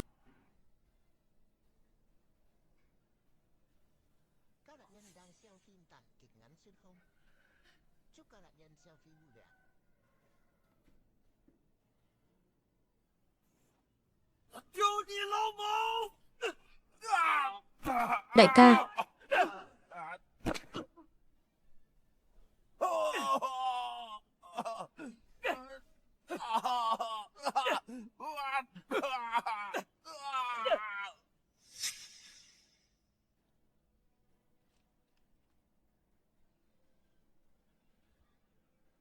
Thiếu gia, đã đến rồi.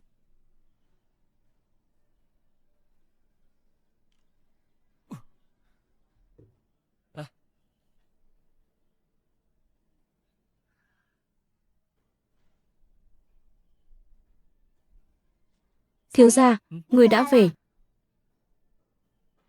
Vị cô nương đây là, nàng tên Đạm Đài Minh Nguyệt, là nha hoàn mới ta thu nhận. Minh Nguyệt, đây là Tiểu Thanh Ngư. Thiếu gia, người chẳng lẽ là thấy sắc mà động lòng? Thông minh, quả nhiên đoán trúng rồi. Thiếu gia, người thiếu thê tử, Thanh Ngư có lẽ không được. Nhưng người thiếu kẻ sưởi ấm giường, vì sao Thanh Ngư lại không được? Tìm ngươi. Việc nàng làm được, ta đều làm được. Việc nàng không làm được, ta cũng có thể. Vậy ngươi hãy nói xem, ngươi biết làm những gì? Ta biết nấu cơm, biết giặt giũ. Biết những điều này e rằng chưa đủ. Minh Nguyệt còn biết cả rửa xe, xúc bình xăng con. Ngươi nói gì vậy? Thiếu gia, phàm là điều người mong muốn, Thanh Ngư đều có thể làm, đều là nữ nhân. Vì sao ta lại không được? Ta kém cỏi ở điểm nào? Ngươi nói đi, nếu đã vậy. Vậy hãy xem biểu hiện của ngươi. Minh Nguyệt. Về phủ. Thứ ta không có được, thiếu gia, ngươi cũng đừng hòng có được. Thiếu gia, ngươi có muốn nương tử chăng? Ý ngươi là sao? Nương tử nào? Ý ngươi là sao? Chẳng hay, vừa rồi có nhiều thế gia vọng tộc đến, suýt chút nữa làm mòn bậc cửa phủ ta. Họ nói là muốn gả nương tử cho người. Chắc hẳn là đại trùng tể, chức tước thì không ban, lại lo tìm vợ cho ta. Ông ta đâu phải phụ thân ta, lại quản chuyện rộng thế.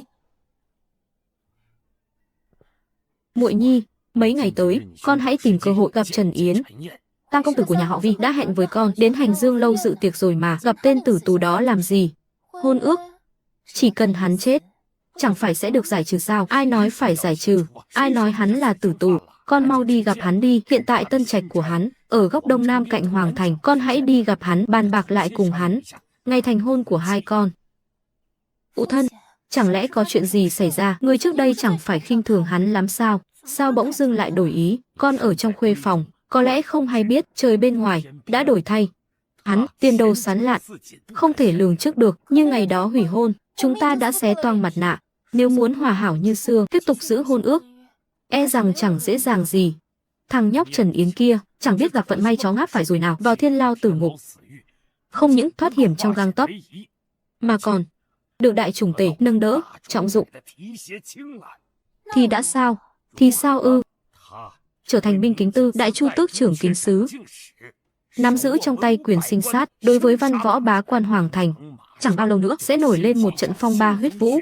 Con, sau khi định ngày thành thân với hắn, Ôn gia chúng ta ắt có thể dựa vào đại trùng tể. Bấy nhiêu năm rồi, chẳng lẽ con còn chưa rõ tâm tính kẻ đó? Chỉ cần con khẽ vẫy tay, hắn ắt phải theo con, ngoan ngoãn tự mình trở về. Phụ thân, nữ nhi đã rõ. Lão trụ quốc, họ đều là tâm phúc của ngài. Ngài thật sự muốn chém đầu họ sao? Nếu không thì sao? Lão phu còn có thể làm gì? Họ tư tàng binh khí, có ý đồ bức cung, chứng cứ rành rành, ta cũng không thể cứu họ được. Họ vừa chết, những người theo lão trụ quốc chẳng phải là khiến lòng dân lạnh lẽo. Những đạo lý ấy, lão phu há chẳng tường. Sau sự tình đến nông nỗi này, ta cũng đành bó tay. Đều muốn đoạt mạng hắn. Đây là giờ lành đã điểm. Nói chém là chém ư? Lão trụ quốc, đừng.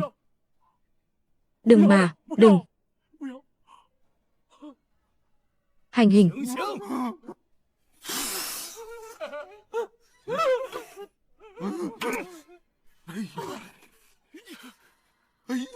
Lão trụ quốc, ngươi hồ đồ rồi. Trần Yến, kể từ hôm nay, lão phu cùng ngươi chưa xong đâu.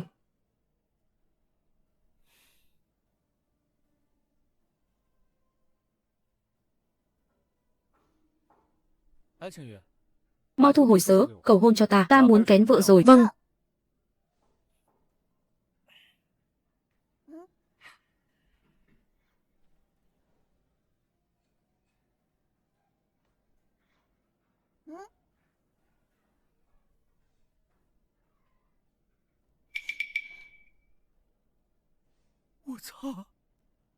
Anh Ngư, sao ngươi lại bỏ mọi thứ vào đây? Bởi nơi này của ta là an toàn nhất.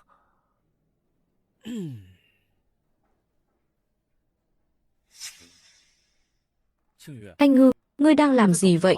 Khi phu nhân còn tại thế, ngươi bảo ta phải luyện tập nhiều hơn. Luyện tập thứ này có ích gì? Ngươi phải nghĩ cách cho Minh Nguyệt dùng thêm bổ phẩm, chớ chỉ lo vun đắp cho riêng mình, cũng nên để Minh Nguyệt được phát triển đôi chút. Vô sỉ. Ta đây là vì nàng mà thôi, nàng chẳng thấy ư? Biết bao thiên kim đang cầu xin ta cưới họ đó thôi. Người như nàng đây, trong hậu trạch nào có chút cạnh tranh nào? Ai nói muốn gả cho ngươi? Nàng không gả, có khối người muốn gả đó. Nghe cho rõ đây. Tiểu thư họ Trương của Trương phủ, tuổi vừa 18, thân hình đẫy đà.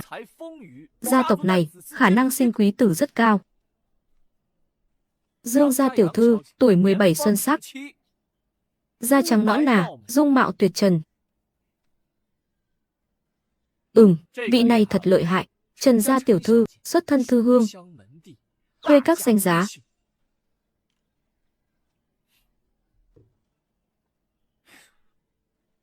Nhiều thế này, ta biết chọn ai đây? Chẳng lẽ không thể chọn tất cả sao? Chọn vợ ư? Đừng vội vàng, cứ từ từ. Chọn người nào có vòng mông nở nang. Phủ đệ của Trần Yến này quả thật là nguy nga tráng lệ, lớn hơn phủ Ôn chúng ta nhiều. Xem ngươi kìa, có chút tiền đồ nào đâu, sau này những thứ này chẳng phải đều là của nhà ta sao? Là Ôn tiểu thư. Nàng sao lại đến đây? Thứ lỗi, vị tiểu thư này, Trần phủ hôm nay không tiếp khách. Nếu là đến Hạ Xính thư, xin hãy xếp hàng trước phủ.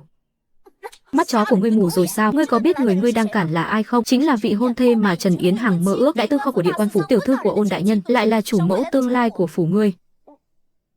Ngươi lui xuống đi. Kể từ hôm nay, ngươi cút khỏi Trần phủ.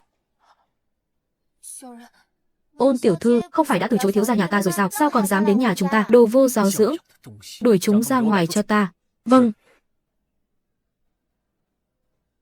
Thật thất lễ, Ôn tiểu thư, thiếu gia nhà ta hôm nay không tiếp khách, xin mời. Cẩu nô tài, ngươi dám ăn nói với tiểu thư nhà ta như vậy sao? Thật thất lễ. Công tử nhà ta hôm nay không tiếp khách. Ngươi có biết người ngươi đang cản là ai không? Cản ta ư? Có gan thì cứ tiếp tục cản đi. Ta cứ ngỡ là ai, thì ra là Ôn gia đại tiểu thư.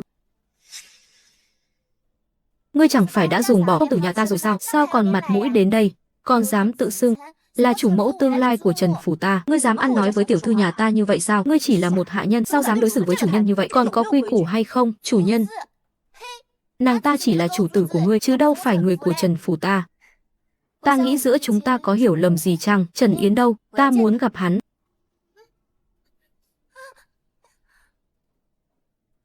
Hãm hại người lúc hoạn nạn, bạc tình bạc nghĩa, ích kỷ tư lợi, đuổi đến tận ngục thất để hủy hôn. Trong lúc nguy cấp, người vội vàng muốn phủi bỏ quan hệ thì có hiểu lầm gì được chứ? Quả không hổ danh tiểu thư Ôn gia ở Trường An. Quả thật là vừa muốn lại vừa muốn nữa.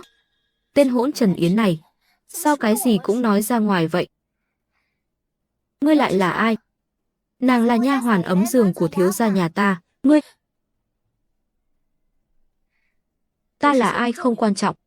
Điều quan trọng là Trần Yến giờ sẽ không gặp ngươi nơi đây, càng không chào đón ngươi. Trần Yến từng yêu ta đến thế, sao lại không muốn gặp ta? Khuôn mặt to lớn này có thể dung nạp cả ngàn non vạn nước vậy. Giờ đây trời còn sớm, chi bằng mau về nghỉ ngơi một giấc. Trong giấc mộng ban ngày, mọi sự đều có. Ngươi dám nói chuyện với tiểu thư nhà ta như vậy sao? Chưa ký thư từ hôn, thì hôn ước chưa giải. Bổn tiểu thư vẫn là vị hôn thê của Trần Yến. Ngươi dám mắng bổn tiểu thư sao? Thu Lan, tát miệng. Thật to gan. Thu Lan là nha hoàn thân cận của ta. Ngươi dám? Đúng vậy. Dám động vào ta thử xem. Cộng đi. Hắn không dám, nhưng bản quan dám.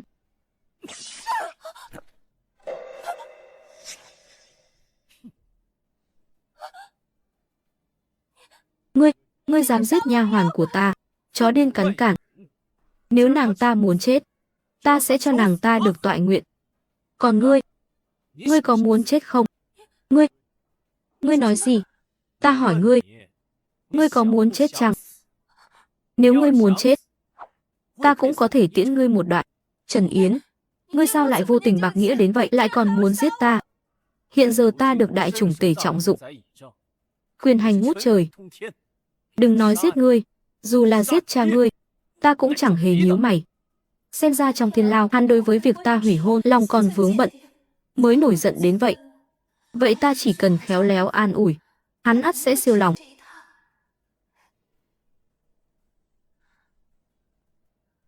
Trần Yến ca ca, huynh vẫn còn giận chuyện hôm đó sao?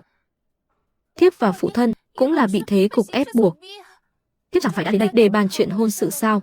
Nếu ngày lành tháng tốt, chúng ta hãy thành hôn đi.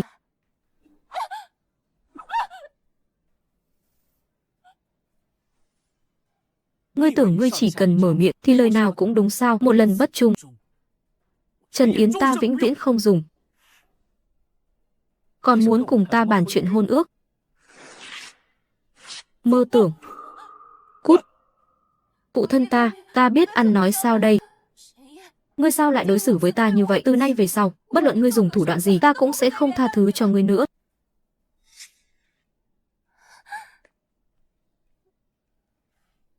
Nữ nhân vô tình vô nghĩa, cũng xứng với thiếu gia nhà ta sao? Minh Nguyệt, ngươi không sao chứ? Không sao. Không ngờ, ngươi lại có cái miệng độc địa như vậy. Thiếp chỉ nghe Thanh Ngư kể về những hành vi đê tiện của họ, lại thêm việc họ ức hiếp Thanh Ngư, thiếp không thể làm ngơ. Minh Nguyệt, vì ta mà nàng phải chịu một cái tát. Kẻ nào dám đánh ta, chẳng phải đều đã chết rồi sao? Ta không hề chịu thiệt. Chu Dị, kéo kẻ này đến bãi tha ma cho chó hoang ăn. Vâng.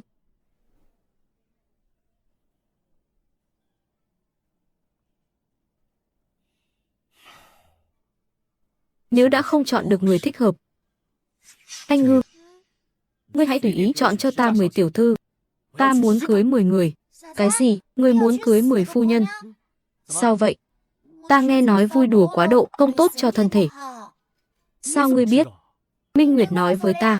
Ngươi, sao ngươi lại nói hết ra ngoài? Chuyện này ngươi có thể nói sao? Vậy thì đã như vậy, ngươi phải giữ gìn cẩn thận, hãy học hỏi tỷ tỷ Minh Nguyệt. Ngày khác ta sẽ nghiệm thu thành quả học tập của các ngươi. Đêm đen gió lớn.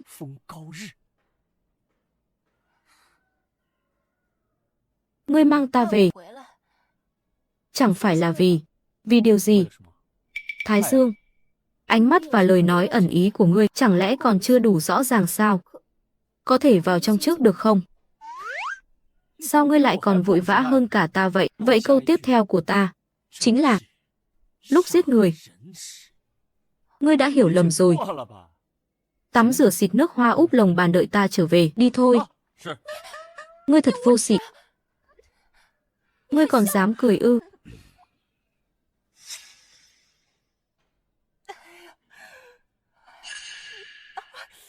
Thằng tiểu tử Trần Yến kia cũng giống như mẹ nó, đều là lũ vong ân bội nghĩa. Ta nghe nói tiểu tử này nay đã thành, dẫu chưa có chiếu chỉ bổ nhiệm từ triều đình, nhưng kẻ đứng sau hắn chính là Vũ Văn Hộ, chó cậy gần nhà, mới nhậm chức chưa bao lâu đã xử gia đình khai nguyên, cùng vài vị tướng quân, tiếng ác đồn khắp kinh thành. Ngươi nói xem, ngươi gây sự với hắn làm chi? Hắn có nhược điểm của hai huynh trưởng ta, nhưng hắn không có của ta. Ta nhất định phải diện kiến đại trùng tể. Ta muốn diện kiến thánh thượng, ta còn muốn tố cáo hắn. Lão gia, phu nhân. Ngoài phủ có người cầu kiến. Đây là thiếp bái kiến.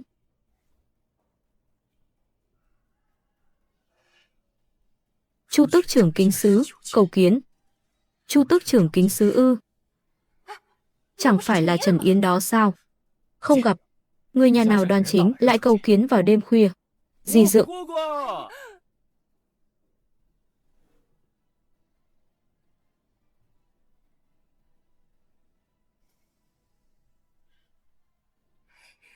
Tiểu chất không mời mà đến.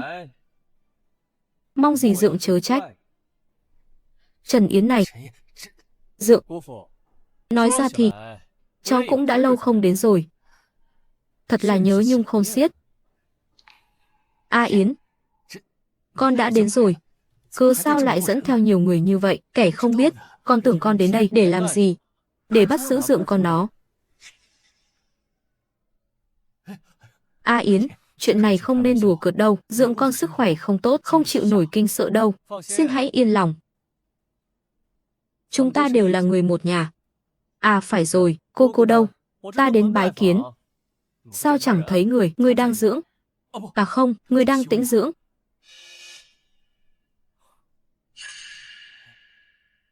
Cô thân yêu của ta. Đã lâu không gặp. Trần Yến, ngươi đến đây làm gì? Ngươi còn muốn đánh ta sao? Cô, ta vẫn thích dáng vẻ kiêu ngạo bất kham của người trước kia hơn. Hay là ngươi hãy trở lại dáng vẻ ban đầu đi. Trần Yến, rốt cuộc ngươi đến đây để làm gì? Còn hỏi, đến để thu thập các ngươi. A Yến, chuyện này không thể đùa cợt được đâu. Cô ngươi nhát gan, cũng không chịu nổi kinh hãi đâu. Đùa cợt. Cô phụ, ngươi thấy dáng vẻ này của ta có giống như đang đùa cợt với người không? Người xem, thời khắc cũng đã đến. Cháu vẫn chưa dùng bữa phải không? Vừa hay, cùng cô phụ uống một chén, chúng ta đều là người một nhà. Một chén rượu xóa bỏ ân oán. Chớ nên nói là người một nhà. Chẳng lẽ chúng ta không phải người một nhà sao? Các ngươi là đồng đảng của nghịch tặc. Nghịch tặc gì chứ? Gia tộc họ Phàn chúng ta làm việc đều quang minh chính đại, chân thật, an phận, chưa từng làm bất cứ điều gì vượt quá khuôn phép. Đây là ý gì? Dạ tâm bất chính, thông đồng với tội thần Đạt Khê Giác, đây gọi là trung thực ư? Hãy xem kỹ đi, đây có phải nét chữ của ngươi không?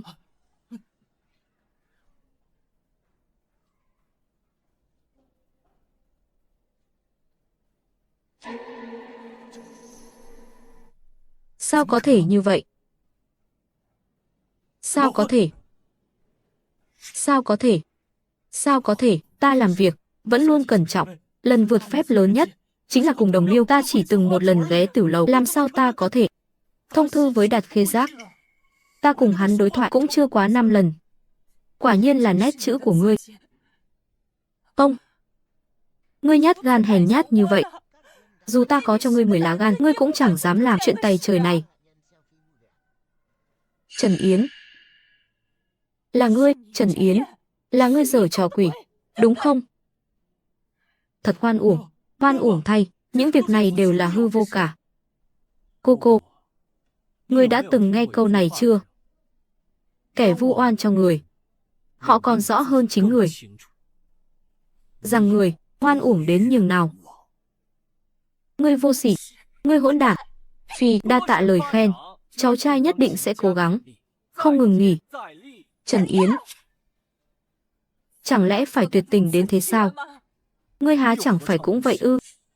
Cả phủ phàn này đều là cốt nhục của ngươi, là biểu huynh của ngươi đó. Biểu huynh ư? Hay lắm. Ta thích nhất là giết biểu huynh, ta còn thích giết biểu đệ nữa. Còn về biểu muội ư, tất thảy đều tống vào giáo phường tư. Ngươi. Trần Yến năm xưa hiền lành, khiêm nhường đâu rồi? Đã đi đâu? Giờ đây sao ngươi lại trở nên độc ác đến vậy? Đã chết rồi. Thần tượng ư? Chính các ngươi đã tự chọn lấy. Từ khi ba huynh muội các ngươi liên thủ, gian cảnh hãm hại ta vào thiên lao. Trần Yến của ngày xưa đã chết rồi, chết một cách triệt để. Tạm gia này ta nhất định sẽ nuốt trọn. Phật tổ có đến cũng không cứu nổi các ngươi. Lời ta nói đó, nghiệt chướng máu lạnh vô tình, ta bóp chết ngươi, đưa ngươi đi gặp mẹ ngươi. Đưa ta đi gặp mẹ ta, ngươi cũng xứng sao? Ngươi đâu? Mau bắt hết người trong phản phủ, để bọn chúng trước hết được đoàn viên.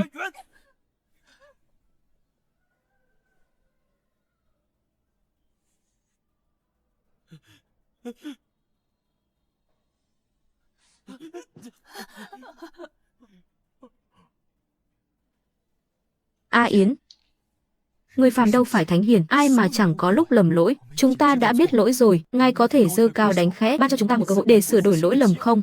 Cải quá tự tân. Việc giáo huấn các ngươi là của lão gia. Điều ta muốn là tiễn các ngươi xuống gặp lão gia. Và lại, tư xá trọng phạm là trọng tội. Chúng ta là người một nhà, ngươi cũng không muốn cháu trai khó xử chứ? Ngươi là kẻ ác nhân. Ngày sau xuống Cửu Tuyền, ngươi còn mặt mũi nào gặp tổ phụ nữa? Trước đó, ngươi hãy cùng Trần Khai Nguyên bàn bạc kỹ lưỡng để giải thích với tổ phụ việc hãm hại ta ư? Người đâu?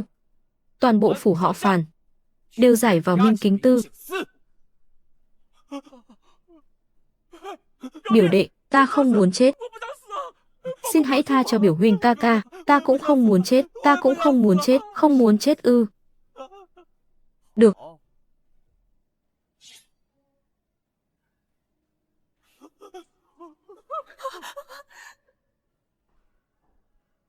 Được. Vậy ta sẽ cho Phàn gia một cơ hội giữ lại huyết mạch. Nhưng trong căn phòng này, chỉ có một người được sống sót bước ra.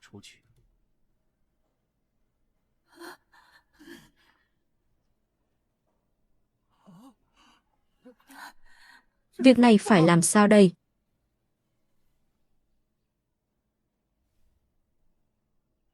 Đại nhân, xuyên qua biển máu này, lá sen chẳng vương chút bẩn.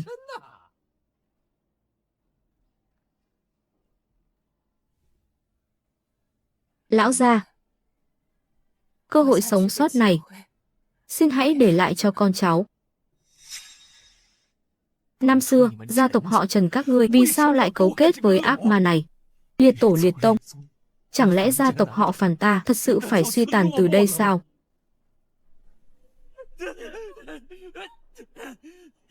Nhị đệ, tứ muội, ta có lỗi với các ngươi rồi, thứ lỗi cho ta.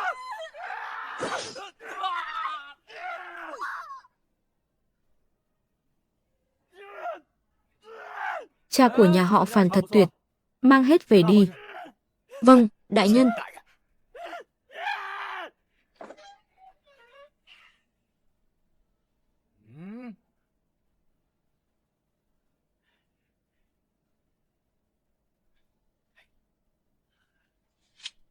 Biểu đệ, ta đã sống sót, ngươi quả là phi phàm, không làm nhục gia thanh họ Phàn. Biểu đệ, tôi không, đại nhân, ta có thể rời đi chưa? Ta đã nói vậy sao? Chưa hề. Ngươi, kẻ nghịch tử dám giết cha mẹ này, mau giải đến Thu Quan phủ, để đại tư khấu đích thân xử trí. Trần Yến, đồ nghiệt xúc, đồ hỗn đản, đồ nghiệt xúc. Trần Khai Nguyên tự vẫn, Trần Trĩ Vân bị con mình giết, giờ lại mượn tay đại tư khấu mà diệt cỏ tận gốc. Đại nhân nhà ta chẳng hề vấy bẩn chút máu nào.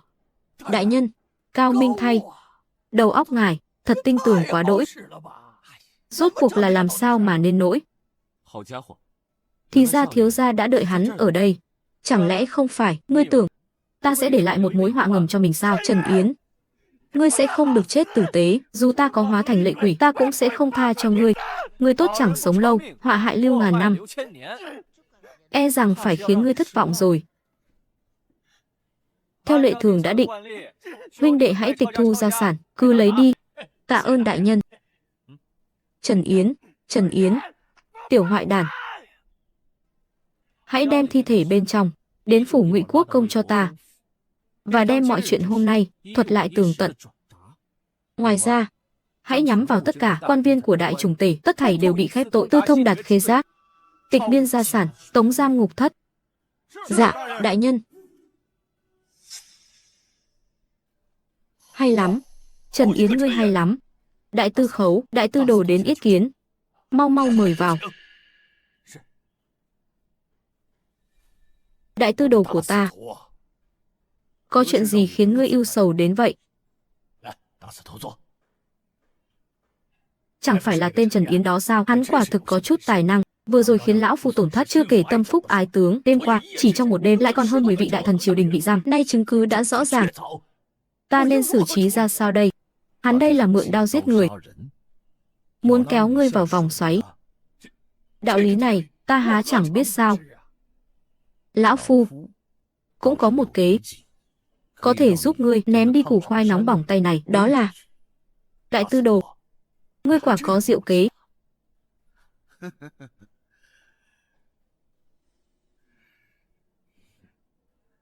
Đại Trùng Tể, thằng nhãi Trần Yến kia chỉ trong một đêm, tay không vấy máu, đã diệt sạch 30 mấy miệng ăn của Phàn phủ, lại còn đổ tội cho biểu ca hắn, đã giao cho đại tư khấu Triệu Càn xử lý.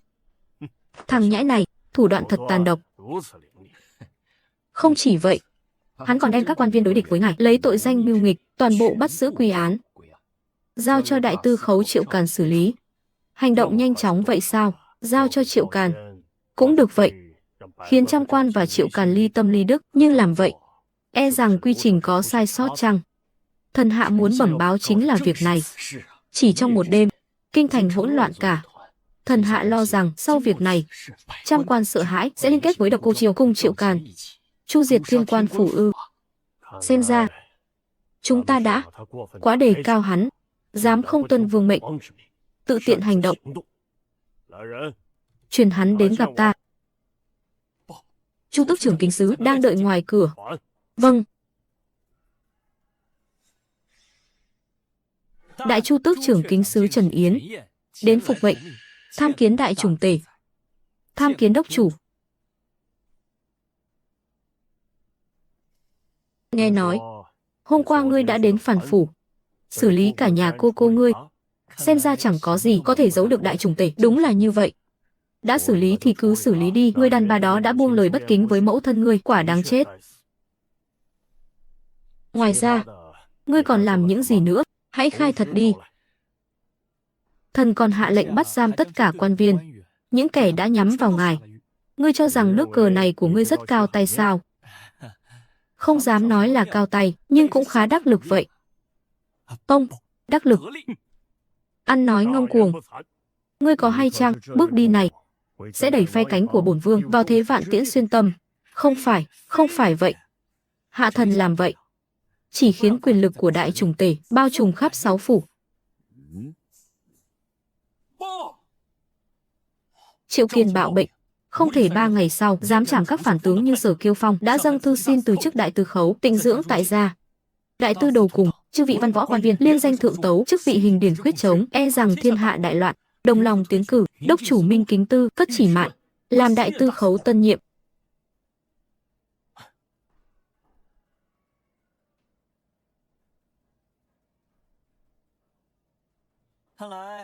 Dữ liệu của thần quả không sai. Ngươi cho rằng đây là việc tốt, chẳng phải vậy sao? Đại trùng tể tâm phúc đã đoạt được chức đại tư khấu, quyền uy của đại trùng tể há chẳng phải lại được khuếch trương.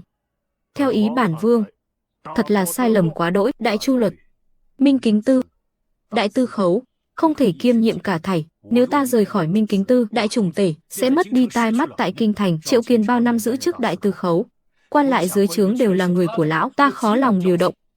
Ta dường như được cất nhắc, thực chất là khiến đại trùng tể mất đi một cánh tay đắc lực. Không chỉ vậy, Triệu Càn và Độc Cô Chiêu dường như muốn cất nhắc ta, thực chất là muốn đem những chuyện xấu xa của đám quan viên bị hạ ngục đổ hết lên đầu ta. Ôi chao, đốc chủ đại nhân, ngài vội vàng chi vậy? Ta tự có cách. Ngươi có thể có cách gì? Những quan viên ta đã bắt, bọn chúng ngày thường đối với đại trùng tể bất kính cũng đành vậy. Nhưng con cháu bọn chúng tại kinh thành đã hình thành tầng lớp đặc quyền, cướp đoạt dân nữ, coi mạng người như cỏ rác, tội ác tày trời. Thật là tội ác chất chồng. Bách tính căm hờn thấu xương, nhưng lại không có nơi nào để kêu oan. Rồi sao nữa? Liệt kê tội trạng bọn chúng ức hiếp bách tính, thêm vào tội cấu kết với Đạt Khê Giác, giết thì đã giết rồi. Đại trùng tể mối giao hảo giữa các môn phiệt thế gia cố nhiên trọng yếu, song muốn duy trì ắt phải nhờ vào chữ uy. Nhưng lòng tin của muôn dân bách tính, chúng ta cũng cần phải có. Chính cái lẽ nước có thể chở thuyền, cũng có thể lật thuyền, ắt phải nhờ vào chữ ân. Giết chúng đi, dân chúng ắt sẽ cảm tạ chúng ta. Đại trùng tể, thần hạ, nếu được đảm nhiệm chức đại tư khấu, vậy Minh Kính Tư nên giao cho ai? Huyền Vũ Minh Kính Sứ đã bị hạ thần giáng chức. Thanh Long, Bạch Hổ nhị vị trưởng kính sứ khó lòng đảm đương trọng trách này. Trần Yến, ý ngươi là ngươi hay cho ngươi? Chẳng lẽ ngươi muốn làm Minh Kính Tư đốc chủ? Nếu đại trùng tể chưa có người thích hợp, thần nguyện ta cũng có thể vì đại trùng tể mà giải mối lo trước mắt. Mấy ngày qua tịch biên gia sản, tiểu tử này không ít lần hiếu kính ta, đại trùng tể cũng chẳng mở lời. Ắt hẳn là muốn ta thuận nước đẩy thuyền. Hai vị cứ xem như ta chưa hề nói gì. Đại trùng tể, kế tiếp hãy để chúng ta xem tiểu tử này phá cục thế nào. Chức đốc chủ Minh Kính Tư tạm để hắn thay thế.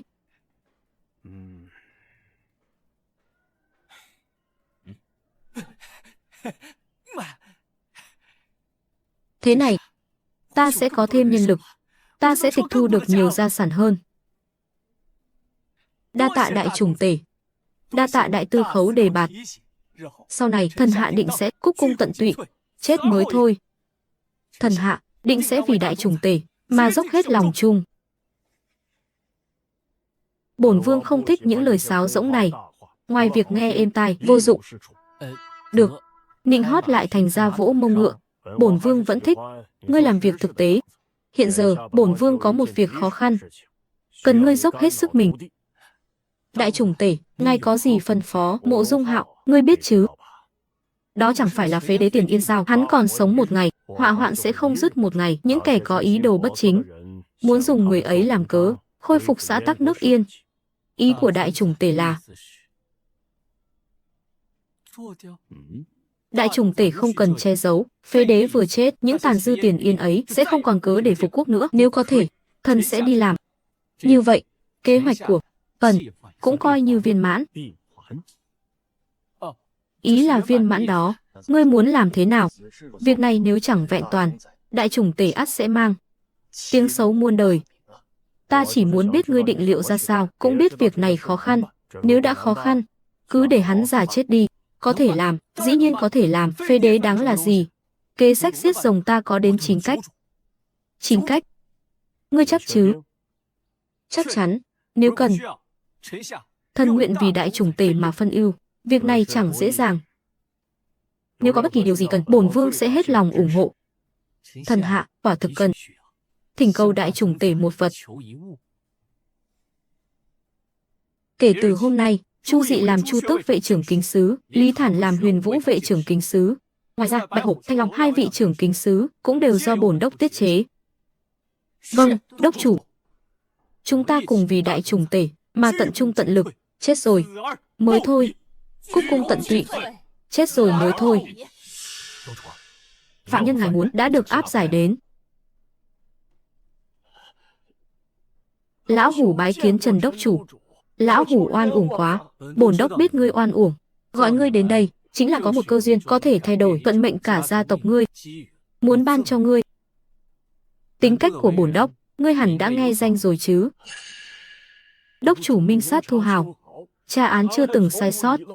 Quả là bậc đại tài ngàn năm có một. Lão tử không muốn nghe ngươi nịnh hót. Trước kia, ngươi chỉ là bá tước thôi phải không? Trung nghĩa bá do triều đình sắc phong. Hãy mở vật này ra xem. Bên trong là gì?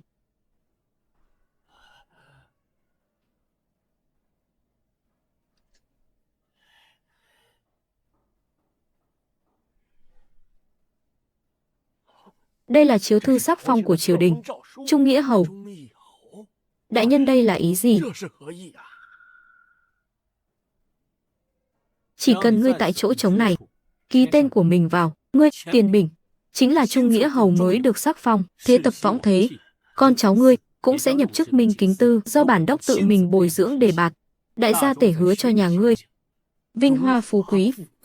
Điều này chẳng hay tiểu nhân có thể làm gì cho đại nhân. Rất đơn giản. Ngươi chỉ cần làm theo những gì đã ghi trên đây. Đại nhân.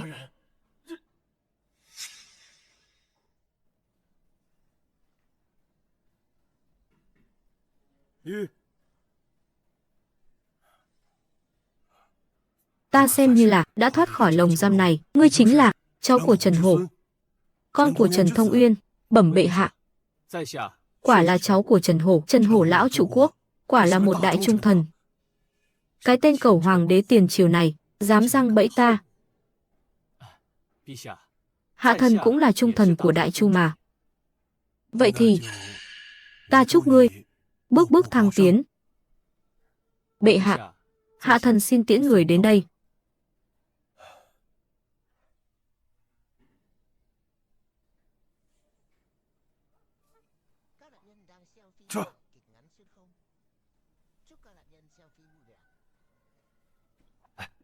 Đến rồi.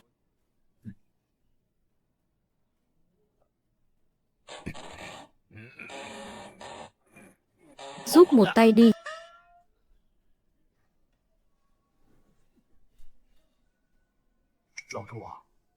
Sức lực của ngươi thật quá lớn.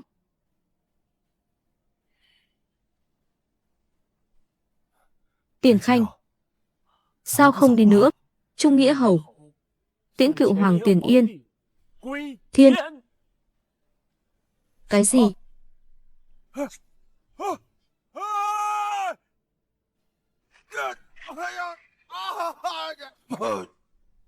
Đại chủng tể, phế đế tiền triều, Mộ Dung Hạo trên đường hồi hương gặp phải lở đất, cùng Trung nghĩa hầu bị cự thạch đập trúng mã ra, song song bỏ mạng. Cái gì? Tiểu tử này nhanh chóng đắc thủ vậy sao? Tốt lắm, thật tốt lắm.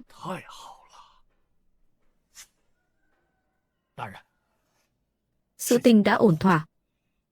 Trung nghĩa hầu làm rất tốt, không phụ sự kỳ vọng của ta, thu thập thi hài, vận về kinh thành, hậu táng. Còn tước vị của hắn do trưởng tử thừa kế.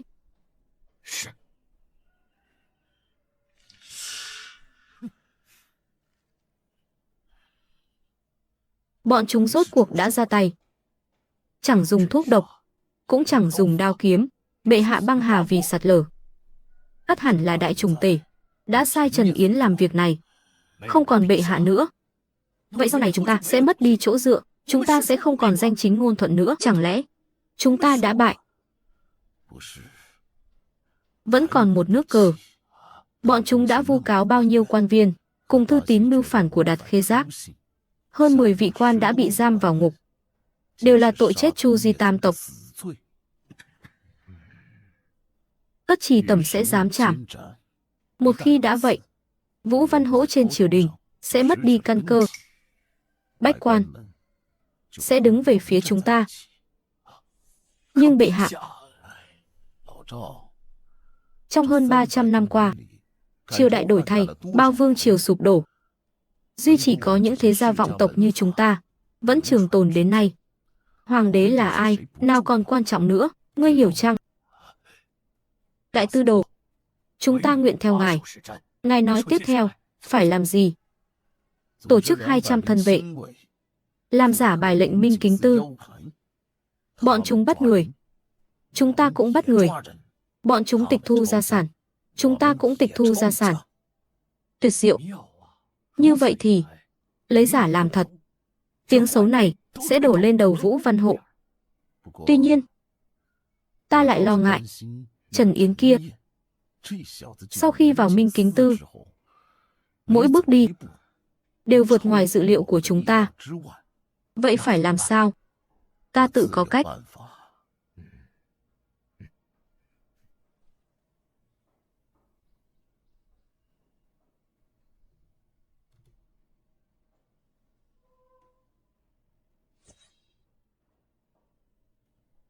Thừa Uyên kiếm, mong ngươi không phụ lão phu, kế thừa danh xưng kiếm thánh Thừa Uyên.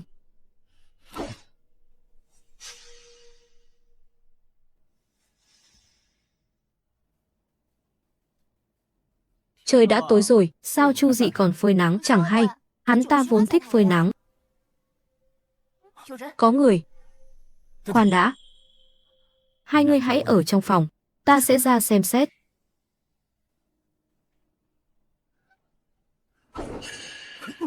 Trời ạ!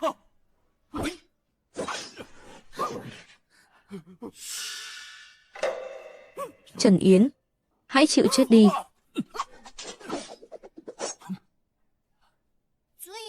Ngươi không phải đã đi phơi nắng rồi sao? Trăng đã lên rồi. Trăng đã lên rồi. Thiếu gia, phần còn lại cứ giao cho ta.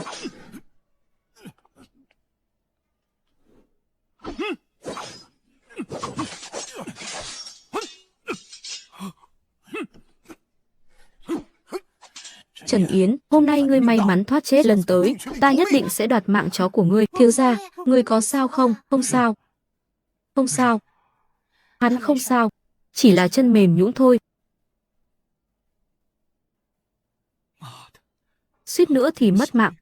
Kẻ nào muốn giết lão tử? Hắn biết ta là Trần Yến, chứng tỏ hắn quen biết lão tử. Thanh kiếm trong tay người này chính là Thừa Uyên kiếm truyền thừa 500 năm, nếu không lầm thì người này chính là kiếm thánh trong truyền thuyết. Người ấy tên gì? Người ấy tên gì không rõ. Những cao thủ đại tông sư như vậy, toàn Đại Chu chỉ có 3 vị. 3 người này từ nhiều năm trước đã hẹn nhau ẩn thế, không ngờ lần này xuất hiện lại là để giết ngươi. Ngươi rốt cuộc đã làm bao nhiêu chuyện ác, đại tông sư lại ra tay giết ta. Ngươi cũng quá đề cao ta rồi, tuy ta chẳng hay người ấy là ai, nhưng ta dám chắc người ấy ắt là chính địch của đại trùng tể, Chu Dị, cùng người ấy đánh đến bất phân thắng bại. Chu Dị là một trong 3 đại tông sư.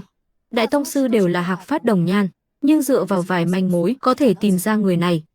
Hạc Phát Đồng Nhan, chẳng phải đó là Chu Dị sao? Khi ta còn bé, người ấy đã như vậy rồi, ta đã lớn chừng này, mà người ấy vẫn y như cũ. Trong ký ức của chủ nhân cũ, Chu Dị quả thật là như vậy. Chẳng lẽ Chu Dị thật sự là đại tông sư mà mẫu thân để lại cho ta?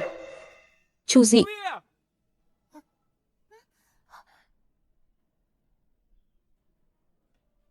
Chu Dị, Chu Dị.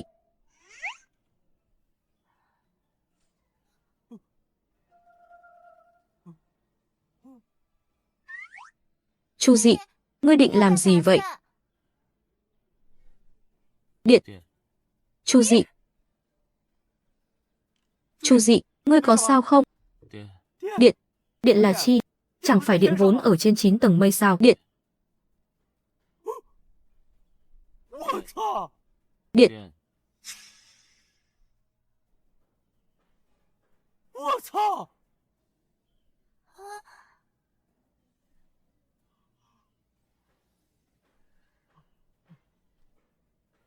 Chu Dị. Điện, ngươi chẳng những không phải người thường mà còn là kẻ chuyên đi nạp điện đó sao? Thảo nào cứ hễ thấy ánh dương, ngươi lại tìm chỗ phơi mình, hóa ra là để nạp điện đó ư? Ngày thường, ngươi cứ nằm trên hòn non bộ này mà phơi nắng. Mau lại đây giúp ta một tay. Điện. Xem ra, ta quả không phải kẻ duy nhất xuyên không. Điện. Chìa khóa kia là để mở cánh cửa manh mối xuyên không. Anh Ngư, trời đã không còn sớm, hai ngươi hãy về nghỉ ngơi đi. Ấy, anh Ngư, chìa khóa. Điện. Đi đi.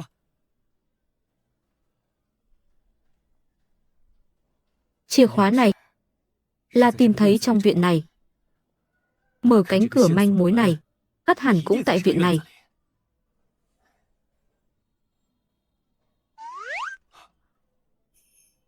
Giả Sơn.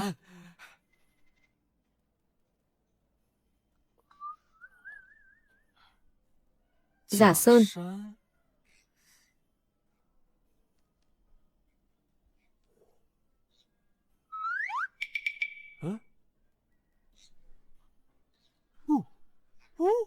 Kẻ xuyên không này thật quá tinh nghịch. Chẳng lẽ đây là ám hiệu người ấy để lại? Vãi tiện. Trời đất.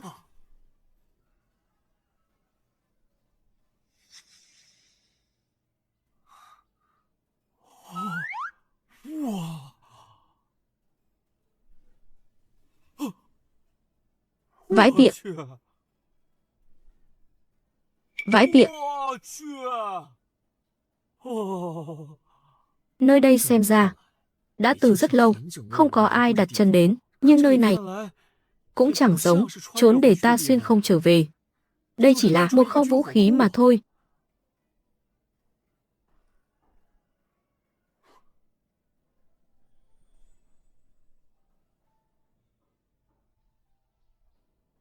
Trong ký ức của nguyên chủ, mẫu thân ta tên là Hải Đường.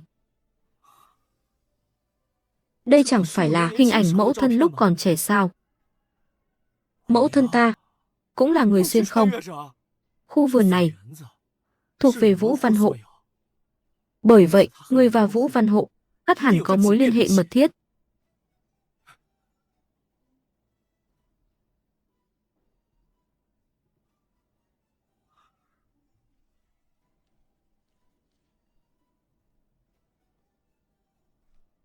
Mẫu thân ta quả là người xuyên không. Căn trạch này chính là nơi người từng sinh sống. Người vốn dĩ muốn gả cho Vũ Văn Hộ, bởi Vũ Văn Hộ có hùng tâm tráng trí thống nhất thiên hạ, chấm dứt loạn thế, trả lại thiên hạ một càn khôn rạng rỡ, mới truyền lệnh tạo tác nên võ khố này. Tiếc thay, vì định kiến môn đăng hộ đối, Vũ Văn Hộ đã cưới người khác. Mẫu thân ta đành phải gả cho Trần Thông Uyên. Chu Dị này cũng là cơ quan nhân, cùng mẫu thân ta xuyên không tới đây. Ta cứ ngỡ cớ sao dung nhan y chẳng đổi thay, lại còn hay ra phơi nắng, hóa ra là để nạp khí lực. Mẫu thân ơi, người quả là phúc tinh của ta vậy. Những thứ người để lại cho ta đây đủ sức giúp ta bình định lục quốc rồi. Kỳ lạ thay, cái tên Vũ Văn Hộ này vì cớ gì lại chiếu cố ta đến vậy? Chẳng lẽ chỉ vì yêu ai yêu cả đường đi? Đại quyền thần lại là một đại tình si.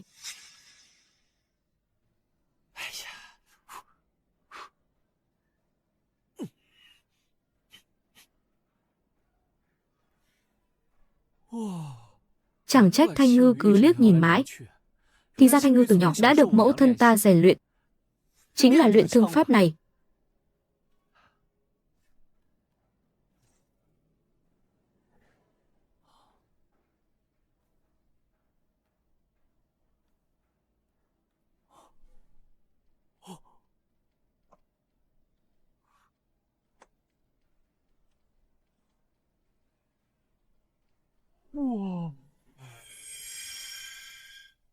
Thứ gì đây? Chẳng lẽ lại là thiết bị tụ hợp hạt nhân cỡ nhỏ?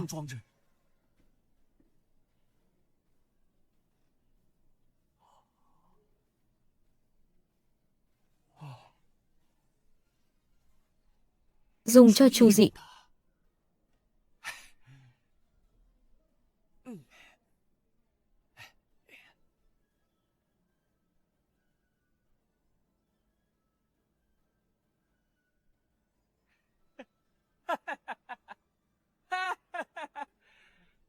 Chu Dị, bổn thiếu gia sẽ khiến ngươi trọng sinh ngay.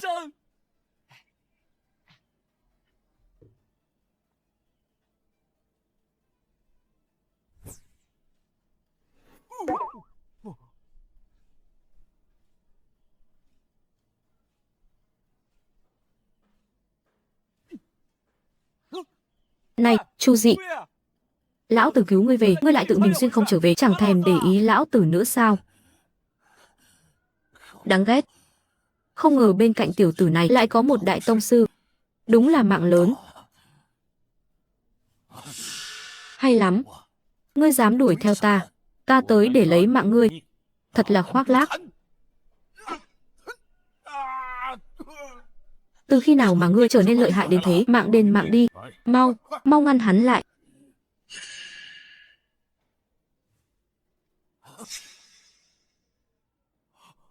Chu Dị. Thiếu gia, đây là cánh tay của kẻ vừa đả thương người, tiểu nhân chỉ dùng chưa đầy một hiệp, đã chẳng tốn chút sức lực nào chém đứt cánh tay hắn. Ngươi xem bản lĩnh của ta thế nào. Khi ngươi còn tràn trề khí lực, lời lẽ quả thực rất lắm điều. Khí lực là gì? Vừa rồi đã xảy ra chuyện gì? Ngươi không biết ư? Tiểu nhân không hề hay biết. Khi nào?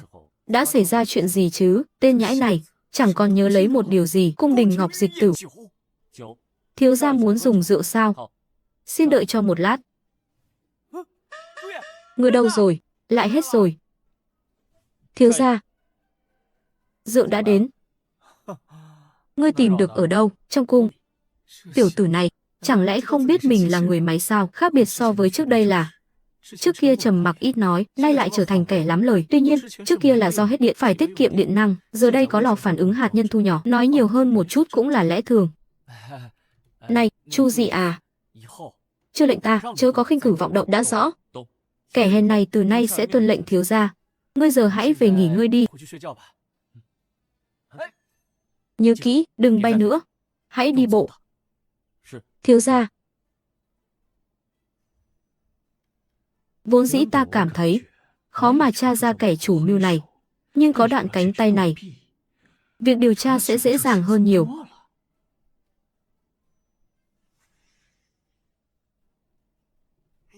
Ngươi nói những quan lại này thật đáng chết, chẳng phải sao?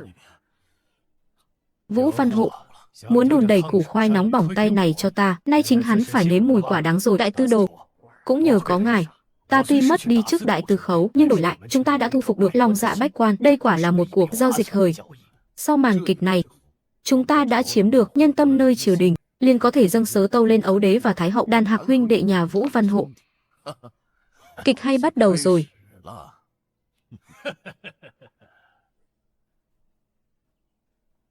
Các ngươi định làm gì? Đại tư khấu, chúng ta đến đây là để thay mặt các vị quan viên này mà đòi lại công đạo. Họ Tư Thông cùng Đạt Khê Giác ý đồ mưu phản, muốn khôi phục tiền triều, chứng cứ rành rành, lại còn cướp đoạt dân nữ, coi mạng người như cỏ rác. Bách tính ai nấy đều muốn Chu Di. Từ đâu mà đến? Không sai, chúng coi mạng người như cỏ rác. Đáng chết. Đáng chết, đáng chết, chúng đều đáng chết. Đáng chết, đáng chết. Giết chúng. Đáng chết. Tất cả im lặng. Giờ lành đã điểm. Hành hình.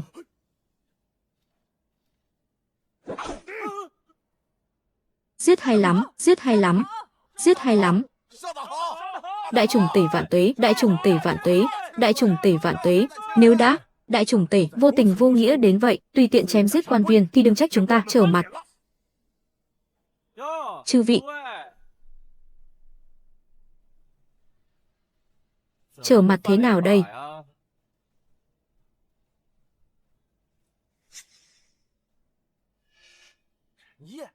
Hay cho ngươi, Trần Yến, ngươi đến đây làm gì? Chuyện gì thế này, chẳng lẽ ngươi muốn bắt sống chúng ta sao? Bắt các ngươi có tội gì đâu. Bản đốc muốn bắt các ngươi. Bao nhiêu quan lại trong kinh thành chẳng phải đều đã bị các ngươi bắt giữ rồi sao? Thậm chí còn bí mật xử trí. Những kẻ bản đốc bắt đều là lũ mưu phản, lũ sâu mọt đục khoét dân lành, lũ sâu mọt của Đại Chu ta. Ta đã bao giờ bắt kẻ vô tội nào chưa? Hay là các ngươi làm việc trái lòng nên sinh lòng sợ hãi?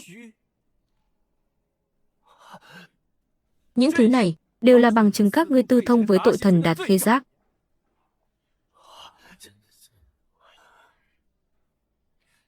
Thằng nhãi Trần Yến đã tới.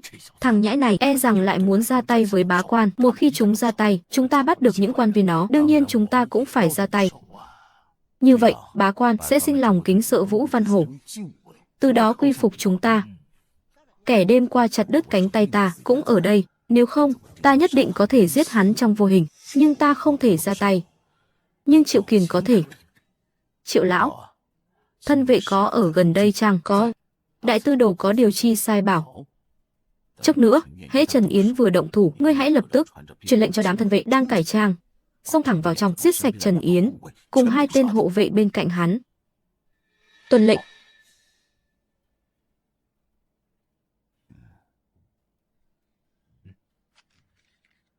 Bức thư này là của kẻ nào trong các ngươi? Thư từ Tư Thông mưu nghịch.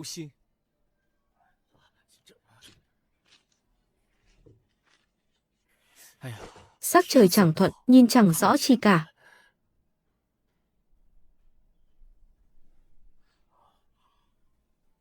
Thứ lỗi cho ta, lỡ tay rơi vào lửa mất rồi.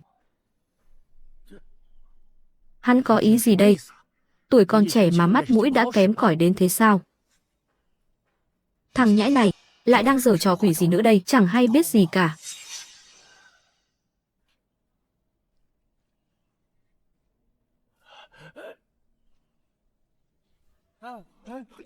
Lại rơi vào lửa rồi.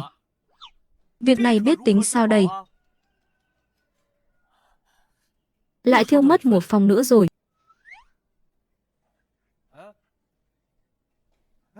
Bản quan đã để toàn bộ thư tử rơi cả vào trong lửa rồi. Thằng nhãi này sao lại để thư tử thiêu rụi cả đi? Tiểu hồ ly này, mỗi bước đi của nó đều khiến lão phu chẳng thể nhìn thấu. Đại chủng tể truyền lệnh cho bản đốc phải nghiêm trị những kẻ mưu nghịch tạo phản và lũ ức hiếp lê dân. Các ngươi chẳng phải đều là bậc quan thanh liêm sao? Là giường cột của Đại Chu ta. Các ngươi một lòng trung quân ái quốc. Nay, triều đình đang lúc trọng dụng nhân tài, đại chủng tể đã hạ lệnh những bức thư này, dẫu do ai chấp bút, nay ta sẽ không truy cứu nữa. Đại chủng tể thật sự không truy cứu nữa sao? Những bức thư này đã hóa cho tàn, còn truy cứu điều gì? Chẳng lẽ phải bắt giam hết các ngươi sao? Đại chủng tể anh minh, thần nguyện dốc sức chó ngựa, gan óc lấm đất, muôn đời không phản bội. Nguyện dốc sức chó ngựa, thề không phản bội. Dẫu tan xương nát thì thề không phản bội. Tiểu tử này quả là bậc kỳ tài. Tiểu tử này lại bày ra diệu kế nhường ấy, vừa thu phục được lòng dân, lại còn khiến bách quan quy phục.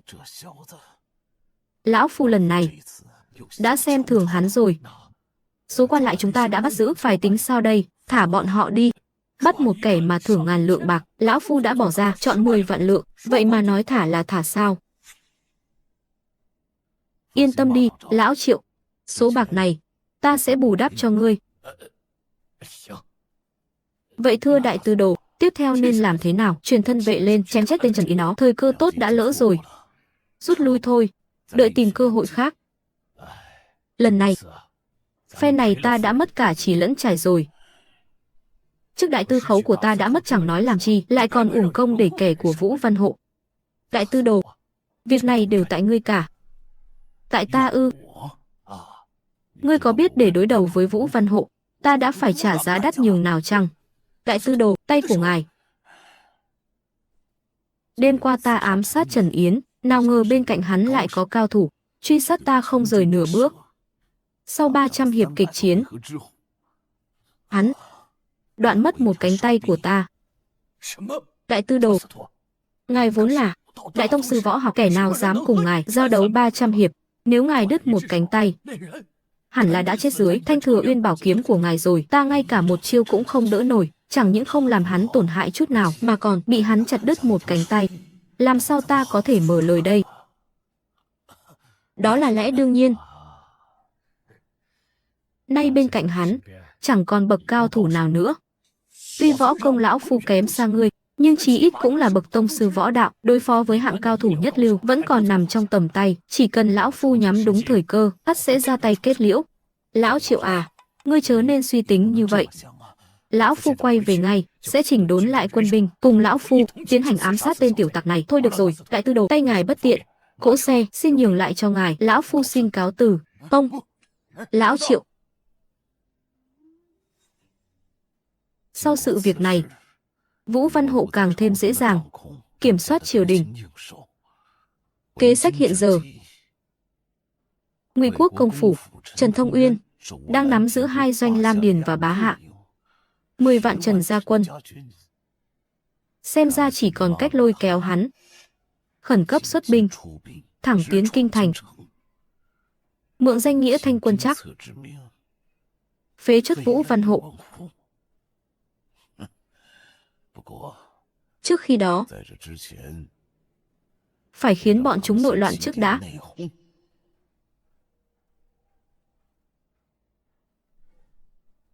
Phụng Thiên Thừa Vận, Hoàng đế chiếu viết: Minh Kính Tư Đốc chủ Trần Yến, trừ khử nghịch thần mưu phản, thanh trừng triều chính có công, đặc biệt sắc phong làm Hàn Quốc công, thiếu sư, bổng lộc 2.000 thạch. Đốc chủ, ngài đã lập đại công rồi. Đại công đây rõ là củ khoai nóng bỏng tay. Lời ấy là sao? Chức vị quốc công thì thôi đi, nhưng trên thiếu sư còn có thái sư. Thái sư là đứng đầu tam công, nay đang bỏ trống. Vốn dĩ là do tiên đế cố ý để vậy, dùng để kiềm chế quyền lực của đại trùng tể. Mà nếu bản đốc nhận chức thiếu sư này, thì có nghĩa là sau này có thể trở thành thái sư. Đốc chủ, vậy chẳng phải ngài sẽ công cao trấn chủ sao? Nếu ta kháng chỉ bất tuân, ấy là khinh nhờn thiên gia. Nếu ta tiếp chỉ, ấy là đắc tội với đại trùng tể, kẻ đứng sau. Tâm địa thật đáng chu di. Thiếu gia, vậy chúng ta phải làm sao? Trước hết hãy tiếp chỉ, bản đốc sẽ đến Thiên Quan phủ để giải thích với đại trùng tể. Thần tiếp chỉ.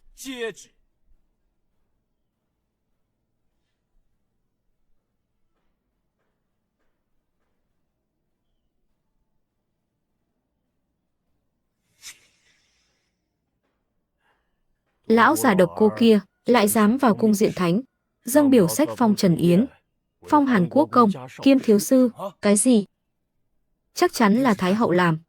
Bà ta cùng Độc Cô Chiêu và Triệu Càn cùng các lão thần giao du mật thiết, nhưng Trần Yến kia đã nhận chỉ chưa? Ta đã biết mà. Hắn mang dòng máu họ Trần, chẳng phải thứ tốt lành gì. Nhưng lần này trên pháp trường, hắn đã giúp đại trùng tể thu phục lòng dân, thậm chí còn lôi kéo được quan lại địa phương. Giờ đây, không ít quan viên đã về phe đại trùng tể rồi. Việc này thì chứng tỏ được điều chi? Bẩm, Minh Kính Ti Đốc chủ Trần Yến đang ở ngoài cửa cầu kiến, truyền hắn vào. Tuân lệnh. Thần xin bái kiến đại trùng tể. Bái kiến đại tư mã. Bái kiến đại tư khấu. Ngọn gió nào đưa Hàn Quốc công, thiếu sư tới đây vậy? Ngài chớ nên xưng hô như thế, tại hạ cũng là bất đắc dĩ mà thôi. Ai ngờ được Cẩu hoàng đế kia đột nhiên lại phong tước quốc công và thiếu sư. Cẩu hoàng đế, cẩn trọng, tường vách có tai, ngươi muốn hại chết đại trùng tể sao? Vốn dĩ là vậy mà. Kẻ nào khích bác mối quan hệ giữa ta và đại trùng tể chính là tiểu hoàng đế. Thận ngôn. Hàn Quốc công, thiếu sư đại nhân rất mực coi thường đương kim thánh thượng. Ngài ấy đã cười rồi, tức là chẳng còn chuyện gì nữa. May thay ta nhanh trí, nếu không mắng nhiếc hoàng đế, e rằng đại trùng tể cửa ải này e khó qua. Hoàng thượng hiện giờ nào đáng kể gì, đó là lẽ dĩ nhiên. Trong lòng hạ thần, chỉ có đại trùng tể ngài đây, tâm hoài thiên hạ, mới là bậc trí cao vô thượng.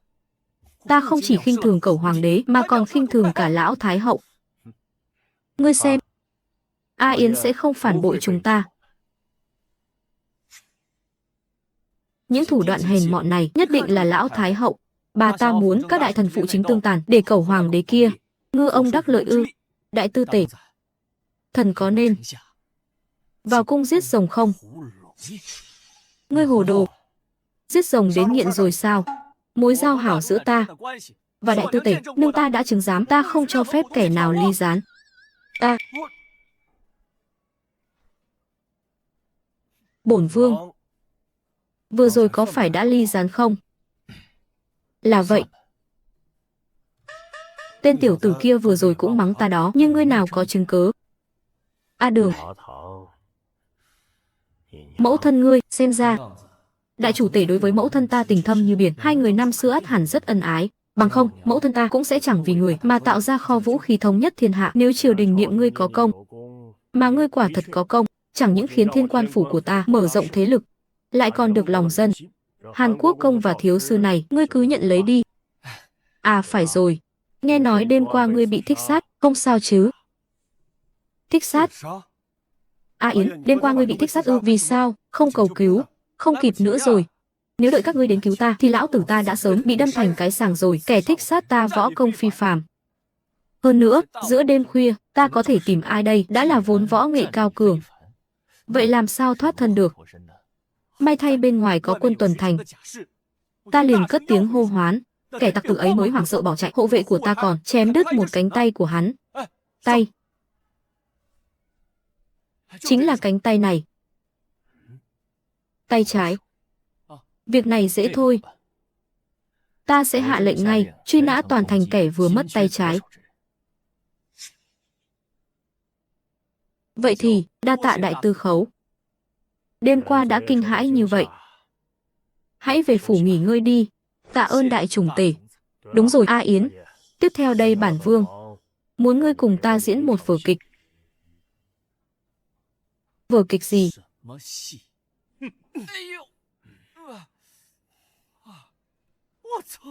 Ta trung thành tận tụy, các ngươi lại đối xử với ta như vậy, cất chỉ mạng.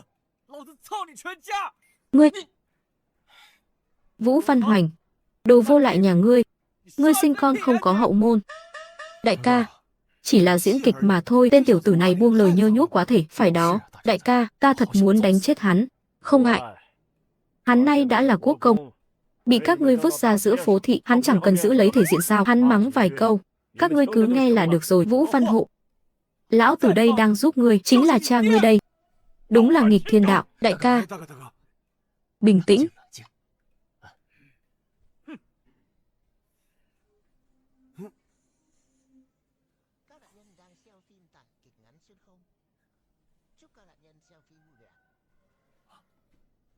Cái gì? Triệu Càn cũng muốn hành thích ta. Vậy kẻ hành thích ta trước đó là ai?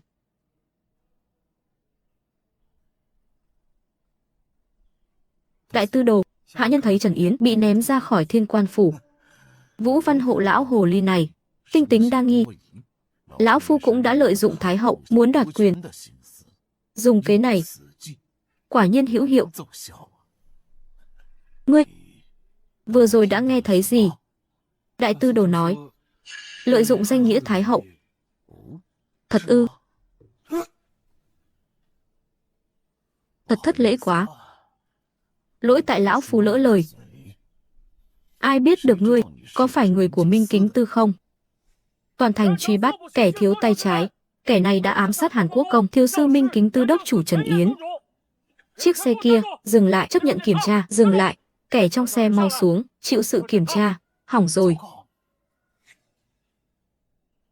Ám sát quốc công, bất kể quan lớn nhỏ đều phải chịu tội chết. Đứng lại, ngươi có biết trong xe là ai không? Là đại tư đồ, vệ quốc công, lão trụ quốc độc Cô Chiêu, Hàn Quốc công, Minh Kính Tư đô đốc chủ Trần. Ngươi vừa được thánh thượng sắc phong Hàn Quốc công, thánh thượng vô cùng coi trọng việc này, dẫu là bậc lão trụ quốc cũng phải tuân lệnh kiểm soát. Lão phu phen này quả là tự đào hố chôn mình rồi. Người trên xe mau xuống để chịu kiểm tra. Chẳng phải xe của độc Cô Chiêu sao? Hai người tự đoạn cánh tay trái rồi dẫn dụ đám tuần phủ rời đi. Kẻ đoạn tay, mau đuổi theo cho ta. Đại tư đồ, lão Triệu, đa tạ ngài đã ra tay cứu giúp về chuyện vụ ám sát kia. Đại tư đồ cứ an tâm. Lão phu đã thỉnh trăm chiến binh lão luyện, lại còn mời cả sát thủ thiên trì các trên giang hồ để vạn sự vẹn toàn. Bọn họ đều là tông sư võ đạo. Trần Yến chắc chắn phải chết. Lão Triệu, chúng ta chia nhau hành động. Lão Phu còn một kế nữa. Chắc chắn sẽ khiến lão tặc Vũ Văn Hổ chết không có đất chôn.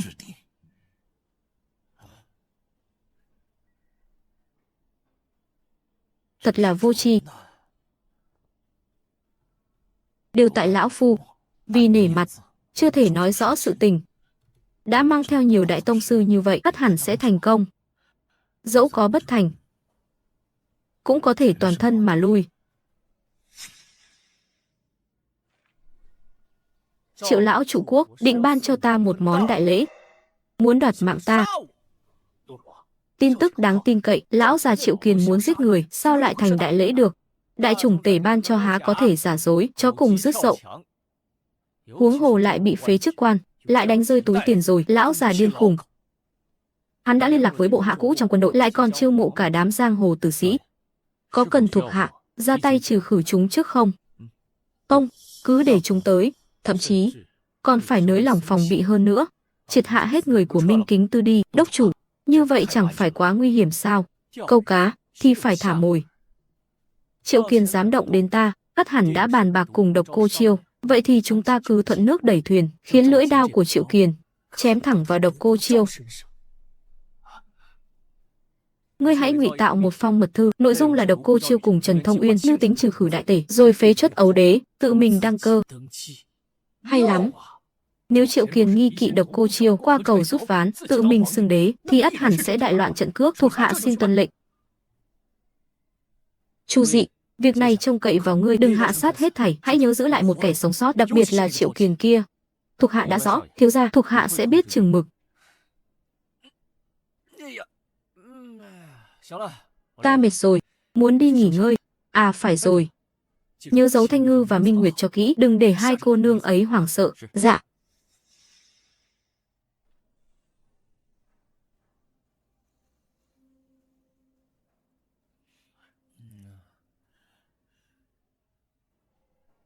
Đây ắt là Minh Kính Tư đã chặn được thư của Đại Tư Đồ.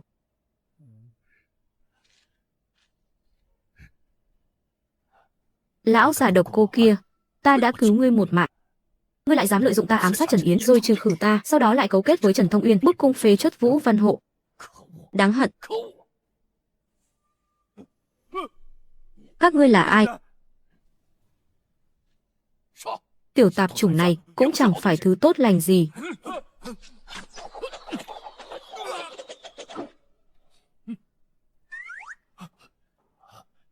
Sao ngươi vẫn còn? Đại tông sư võ đạo bảo vệ chẳng phải đã bị Độc Cô Chiêu giết rồi sao? Độc Cô Chiêu, kẻ trước đây hành thích ta, chính là Độc Cô Chiêu. Chẳng lẽ hắn chính là vị một trong tam đại võ đạo tông sư, Thừa Uyên Kiếm Thánh trong truyền thuyết? Ngươi lại biết đến Thừa Uyên Kiếm Thánh ư? Đã biết rõ như vậy, còn hỏi lão phu làm chi?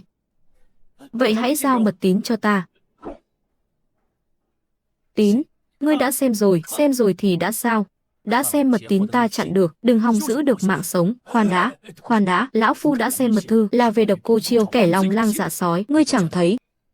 Chúng ta có thể đàm luận sao? Việc lớn cần kín đáo, để trừ khử Độc Cô Chiêu. Trong việc này, không thể có bất kỳ sai sót nào. Mau đưa thư cho ta. Chu Dị, động thủ. Khoan, ta biết chuyện về mẫu thân ngươi. Mẫu thân ta. Ta biết chuyện về mẫu thân ngươi. Chuyện của mẫu thân ta biết được còn quá ít.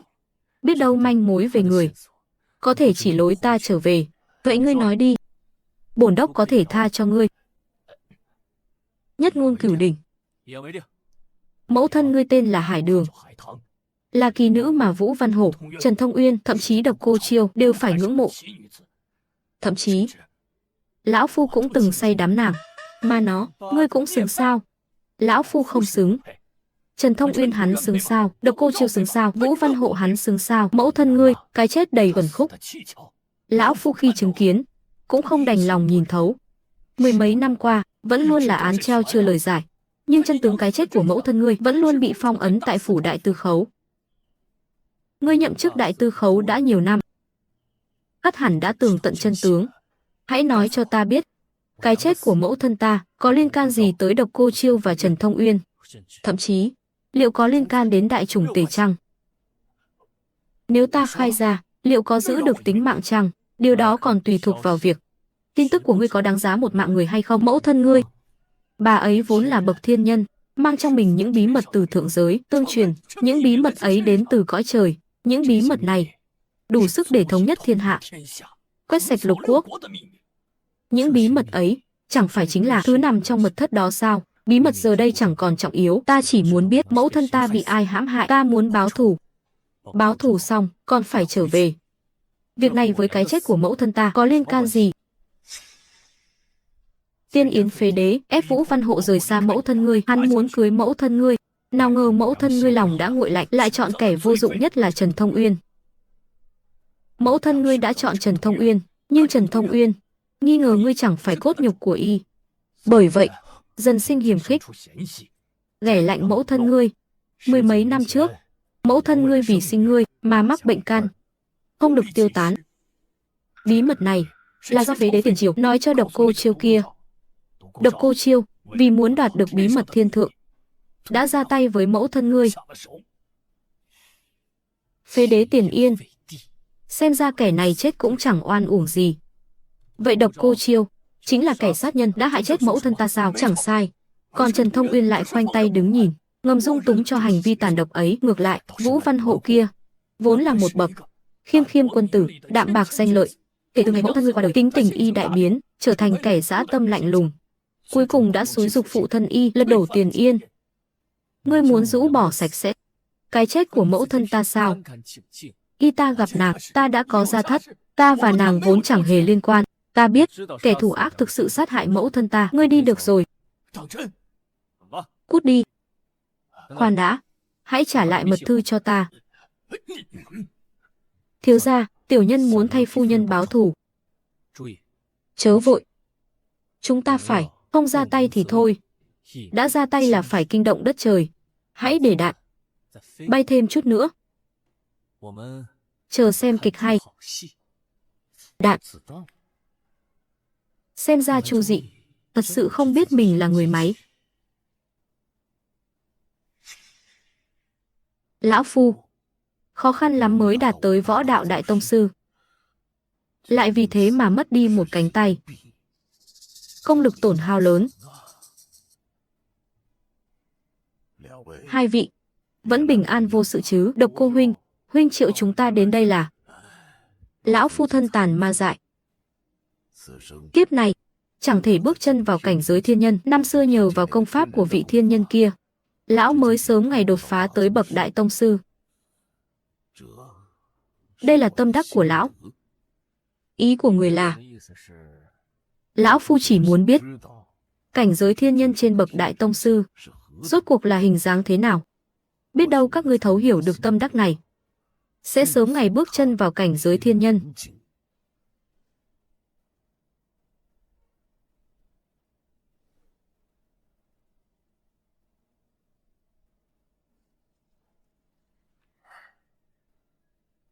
Đây là vật gì? Là máu. Máu này đã khiến ta tê dại.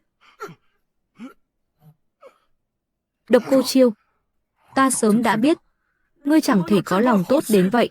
Đây là huyết gì? Trên tâm đan của ta đã bôi huyết của tộc nhân Đàm Đài, hòa cùng đoạn trường thảo, là thứ kịch độc vô sắc vô vị, thiên hạ hiếm có. Ngươi thật vô sỉ. Lão phu cũng chẳng muốn làm vậy. Đã xuất hiện cao thủ thiên nhân cảnh, lão phu đành phải cưỡng ép đề bạt thôi. Vì còn có thể đánh một trận.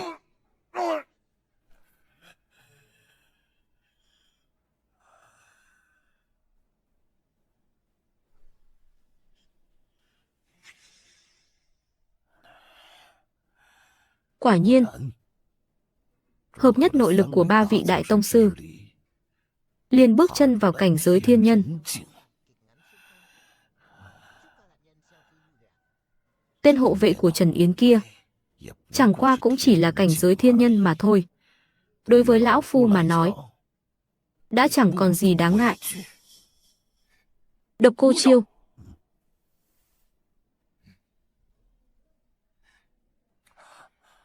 dẫu ngươi là đại tông sư, nhưng đã mất đi một cánh tay, thân xác đã phế rồi. Lão phu tới đây để lấy mạng chó của ngươi. Ngươi làm cái gì vậy? Thật không ngờ tới, kẻ mang dã tâm thực sự chính là ngươi lại dám mưu đồ tự lập làm đế. Bức thư này, ngươi lấy từ đâu ra? Nguồn gốc bức thư, ngươi chớ nên hỏi tới, ta chỉ hỏi ngươi, có hay không có chuyện đó. Ngươi đã thông đồng với Trần Thông Uyên. Hắn đã bí mật xuất thành, hướng về Lam Điền và Bá Hạ, hai tòa đại doanh, để điều binh tiến đánh kinh thành. Ta quả thực đã liên thủ cùng Trần Thông Uyên. Nhưng đó là để thanh quân chắc, là để trừ khử Vũ Văn Hộ cùng bè lũ của hắn. Nhưng tại sao ngươi lại giấu ta sự tình này? Rõ ràng ngươi bị chặt tay, đối phương chẳng mất một sợi lông, vì sao ngươi không nói? Khiến ta suýt chết tại phủ Trần Yến. Ngươi thật độc kế. Ta còn giúp ngươi thoát khỏi truy bắt, sao ngươi nỡ đối xử với ta như vậy? Là ngươi cố tình đi. Và lại ngươi cũng là đại tông sư, lại dẫn theo nhiều cao thủ như vậy. Ta nghĩ có lẽ các ngươi sẽ thắng hắn, dù không thắng được, ngươi cũng có thể toàn thân trở về. Ngươi chẳng phải đã trở về rồi sao? Lão tạp mao. Lão phu nếu không đại nạn không chết, làm sao có thể trở về? Lại còn phát hiện dã tâm của ngươi, chết đi.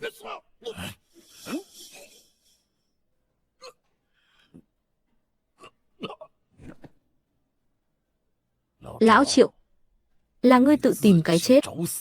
Dù có hóa thành lệ quỷ, cũng đừng tìm ta. Đại tư đồ, Thái hậu nương nương đã chấp thuận kế hoạch của ngài. Sẽ tổ chức thọ yến, sẽ mời đại chủng tể. Khoan đã, cận thần vào tiệc. Hãy chuyển lời tới Thái hậu, chỉ cần hành sự theo kế hoạch. Đại sự thành rồi, ngươi vẫn là Thái hậu tôn quý vô song, vẫn là hoàng đế. Còn việc triều chính sẽ do lão thần đây phó tá. Thái hậu nương nương còn dặn ta hỏi thêm một câu, thư đó của ngài thực sự là vạn vô nhất thất chứ? Đây chính là máu của tộc nhân Đạm Đài, đã hòa quyện cùng nhiều loại kỳ độc. Chính là loại kỳ độc không màu không mùi. Dẫu là ngân châm, cũng chẳng thể dò ra, sau nửa khắc dùng thuốc. Dẫu là bậc đại la kim tiên, cũng khó lòng thoát kiếp. Bắt phải bỏ mạng. Nô tài đã rõ. Xong, về phía Trần Yến kia, chỉ cần Vũ Văn Hộ chết đi, đảng Vũ của hắn ắt sẽ quy phục, nhất nhất tuân lệnh. Trước tiên phải trừ khử hắn cùng đám hộ vệ. Những kẻ còn lại chẳng đáng bận tâm. Khi Thái hậu ban rượu, chỉ cần đặc biệt lưu tâm đến hắn và Vũ Văn Hộ là được.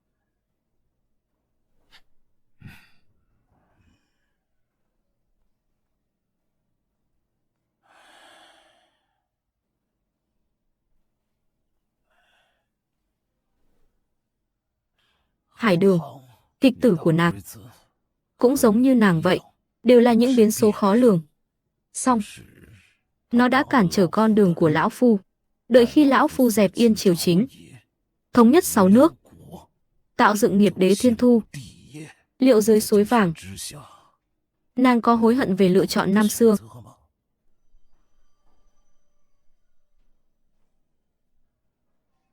Ý chỉ của Thái hậu, 2 ngày tới là sinh thần Thái hậu, trân trọng kính mời đại chủng tể, đại tư mã đến dự yến tiệc. Thái hậu thọ thần, thần đương nhiên phải tiến cung chúc thọ.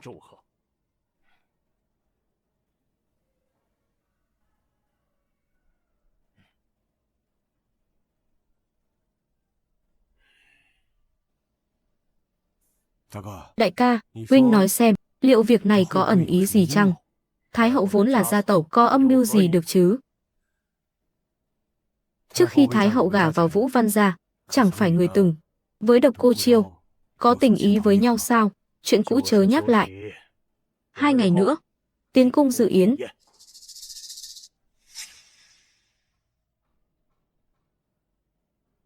Khẩu dụ của Thái hậu, hôm nay là ngày khánh thọ của Thái hậu, đặc ban cho Hàn Quốc công, thiếu sư đại nhân, 2 bầu ngự tử để bày tiệc. Thái hậu Kim An, thiên tuế, thiên tuế, thiên thiên tuế.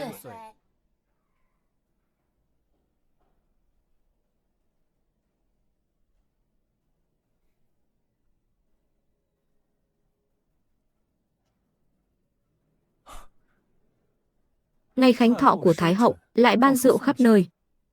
Rượu này liệu có vấn đề chăng? Nếu rượu này có độc, công công ắt phải đợi chúng ta uống cạn mới rời đi chứ. Con nhỏ này, lời ngươi nói cũng có lý, sợ chi mà không uống.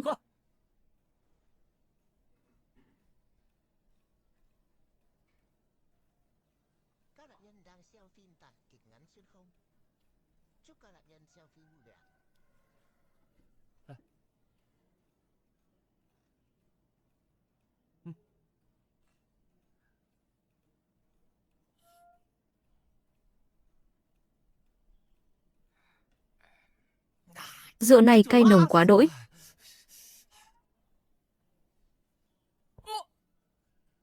Rượu này có vấn đề.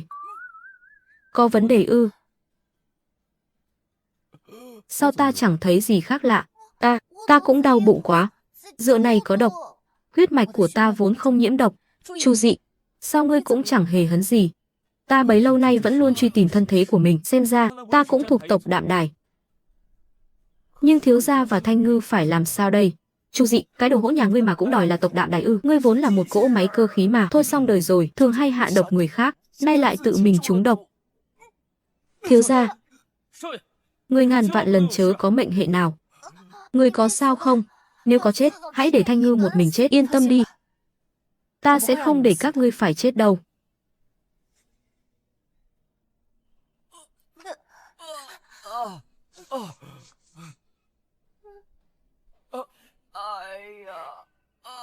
Minh Nguyệt, ngươi có cách nào không? Mau nói cho ta biết. Cách ư? Cách là ngươi mau ra ngoài canh chừng cửa cẩn thận, đừng để bất kỳ ai vào. Được. Minh Nguyệt, nếu ta có mệnh hệ nào, hãy nhớ cứu lấy Thanh Ngư. Minh Nguyệt, nàng định làm gì? Cơ sao lại cởi y phục của ta? Phải cởi y phục mới cứu được người. Thiếu gia vẫn còn ở đây mà. Chàng ta cũng phải cởi. Minh Nguyệt, cách nàng cứu ta. Chẳng lẽ là hôm nay ta sẽ toại nguyện cho người. Giờ khắc này rồi mà nàng còn.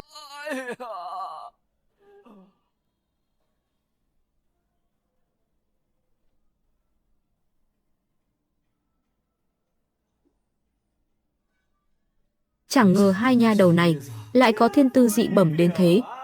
Thanh Ngư, Minh Nguyệt, các ngươi ổn cả chứ? Vừa rồi đã xảy ra chuyện gì? Đất rung núi chuyển.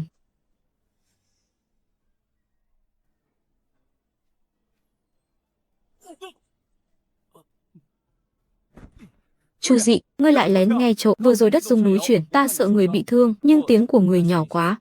Ta dường như nghe thấy Thanh Ngư và Minh Nguyệt. Họ chịu tổn thương còn lớn hơn. Ngươi cút đi. Hiện giờ tình thế khẩn cấp, ngươi lập tức thông báo Lý Thản và hai vị Thanh Long, Bạch Hổ, điều động tất cả nhân lực Minh Kính Tư, mau chóng đến cứu trợ. Mau.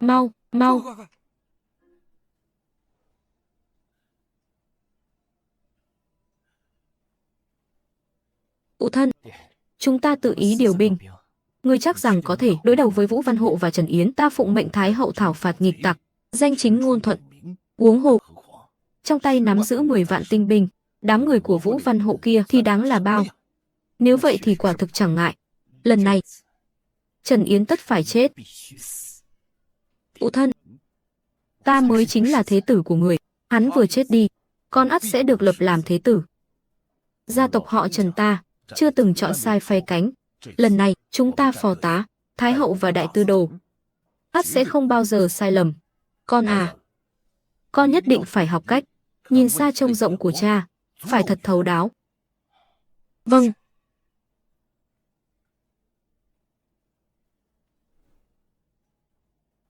Đại Tư Khấu, ngươi sao lại đến đây? Chẳng phải đã dự yến tiệc rồi sao? Với phẩm cấp của ngươi, ắt hẳn đã đủ tư cách dự yến rồi chứ? Ta đã lén không đi. Giờ đại sự không ổn rồi, quả thực đại sự không ổn. Thái hậu kia vừa rồi ban rượu độc cho ta, suýt nữa đã đoạt mạng ta. Đại chủng tể kia đi dự yến, ắt hẳn có hiểm nguy. Ta hiện đang điều binh vào cung. Ngươi mau chóng điều binh rời đi. Ngươi có biết phụ thân và đệ đệ ngươi đã dẫn 10 vạn đại quân áp sát kinh thành rồi. Đại Tư Khấu, ngươi hãy cùng Lý Thản và hai vị Thanh Long, Bạch Hổ lên thành nghênh địch. Ta cùng Thanh Ngư, Chu Dị sẽ tiến vào cung. Ngươi có nắm chắc phần thắng không? Yên tâm, không thành vấn đề.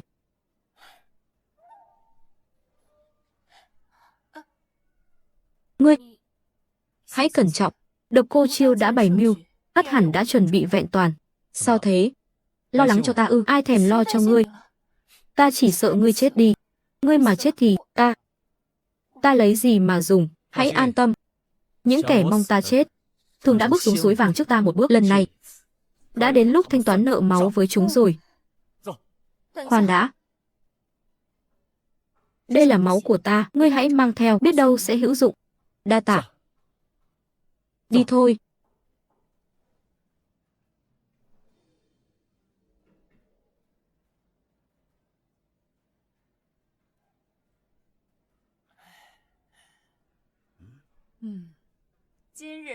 Nay là ngày thọ thần của Ai Gia, được Chư Khanh tới dự yến tiệc.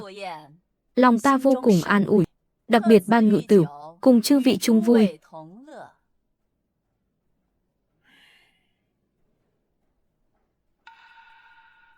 Đại chủng tể tổng lý triều chính, lao tâm khổ tứ, công lao hiển hách, dẹp yên nghịch đảng. Công lao với xã tắc thật lớn lao, Ai Gia cùng hoàng đế kính khanh một chén.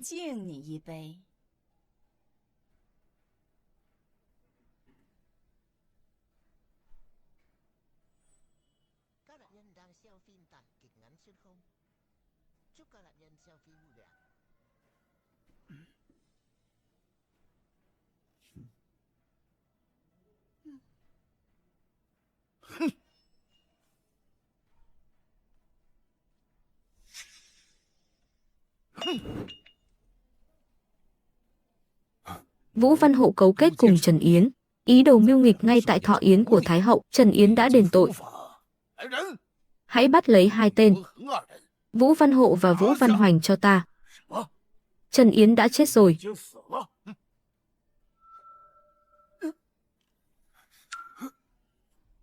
Đại ca, ngân châm vậy mà không đo được độc.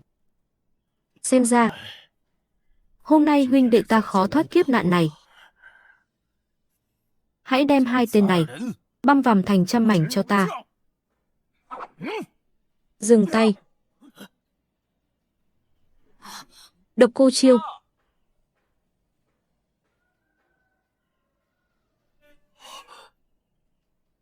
Đồ tặc tử to gan.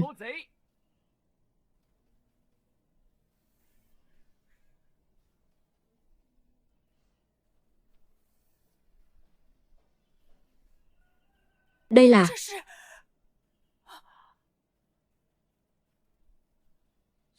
Ngươi vẫn chưa chết, mạng ta đâu dễ lấy đến thế. Còn ngây ra đó làm gì, mau động thủ. Anh Hư, hãy như những gì ngươi đã luyện từ nhỏ, đánh cho ta thật mạnh.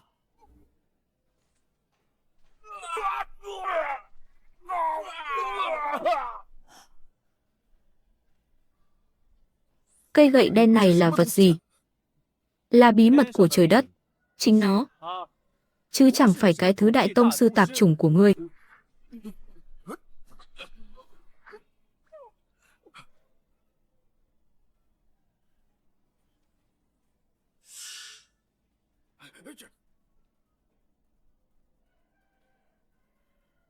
Lão Phu đã đạt thiên nhân cảnh. Hãy chịu chết đi. Hãy chịu chết đi.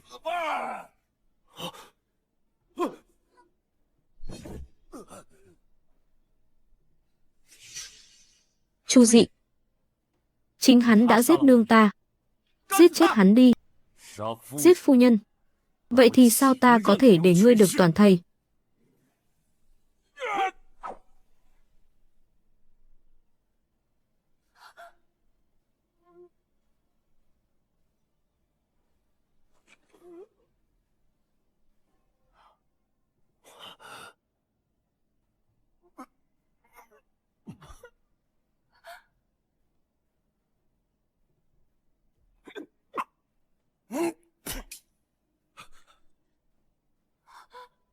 Đại trùng tể. Đây là thuốc giải.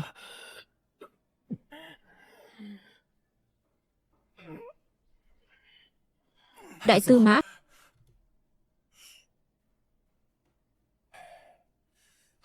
Hiền tế. Chén rượu này ta cũng đã uống rồi. A Yến có thể ban thuốc giải cho chúng ta chăng? Ban thuốc giải cho các người.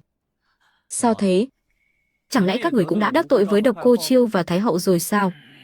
Độc Cô Chiêu đã lệnh cho chúng ta phối hợp diễn kịch để lừa gạt đại trùng tể. Ta cùng muội muội quả thật đã uống rồi. Vậy xem ra các ngươi đã đứng về phía Độc Cô Chiêu rồi.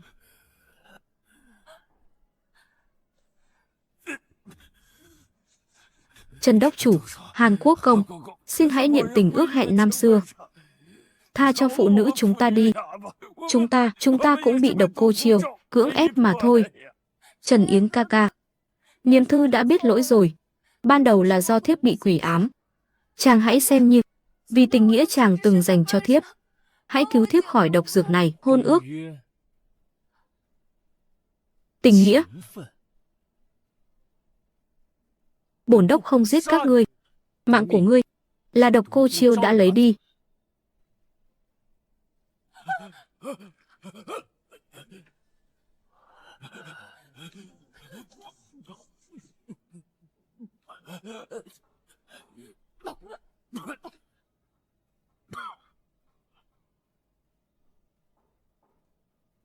A Yến,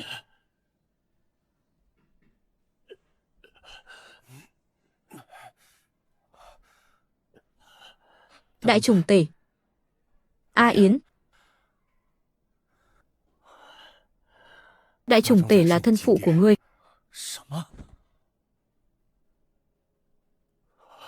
Thân phụ của ta. Đại trùng tể. Đại trùng tể. Đại trùng tể. Ngụy Quốc công Trần Thông Uyên cùng con trai là Trần Tử Cựu, thống lĩnh 2 doanh binh mã Lam Điền, Bá Hạ, đã bao vây hoàng cung. Khẩu hiệu rằng muốn thanh quân chắc. Chu Di quyền thần Vũ Văn Hộ cùng bè lũ tay sai.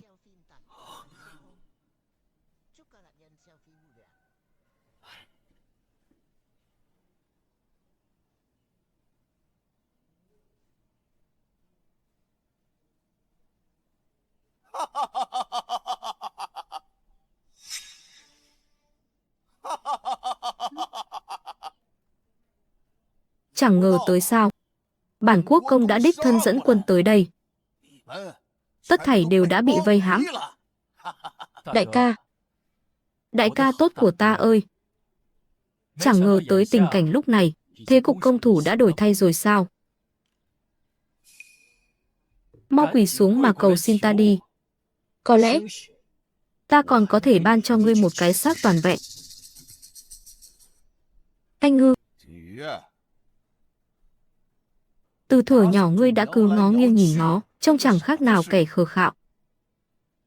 Từ nay về sau, hãy theo hầu bản quốc công ta. Cha, con cũng muốn có Thanh Ngư. Muốn chết.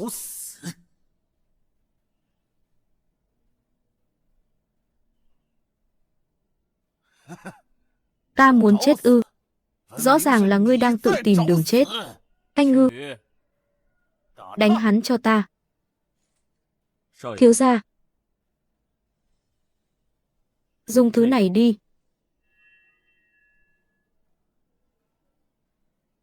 Một đao này hạ xuống, ắt sẽ oai phong lẫm liệt.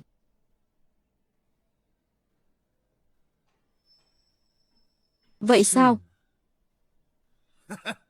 Một đao này có sánh được với 10 vạn tinh binh chăng? Người đâu?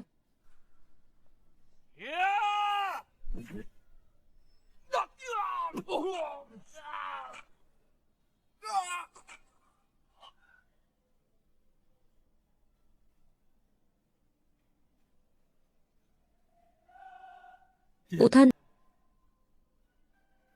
Chết hết cả rồi. Chết sạch cả rồi.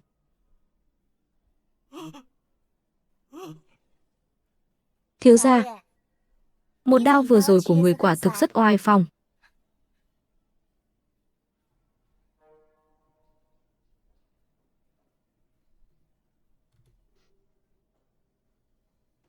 Tỉnh đại nhân đăng cơ, lên ngôi cửu ngũ chí tôn. Tỉnh đại ca, đăng cơ xưng đế. Tỉnh đại trùng tể, đăng cơ xưng đế. Bản vương từ trước đến nay chưa từng có ý niệm xưng đế. Phụ thân, người không xưng đế thì dã tâm của người con biết tiếp nối thế nào đây? Người không cho con được làm quyền thần thì biết tính sao? Hảo tử, được, chấm nay phong ngươi làm đại trùng tể, thống quản lục phủ thiên, địa, xuân, hạ, thu, đông, tạ ơn phụ hoàng. Từ nay về sau, Thiên Quan phủ sẽ do ta chấp trưởng. Kể từ giờ khắc này, khởi binh quét sạch 6 nước, mở ra lộ trình thống nhất thiên hạ.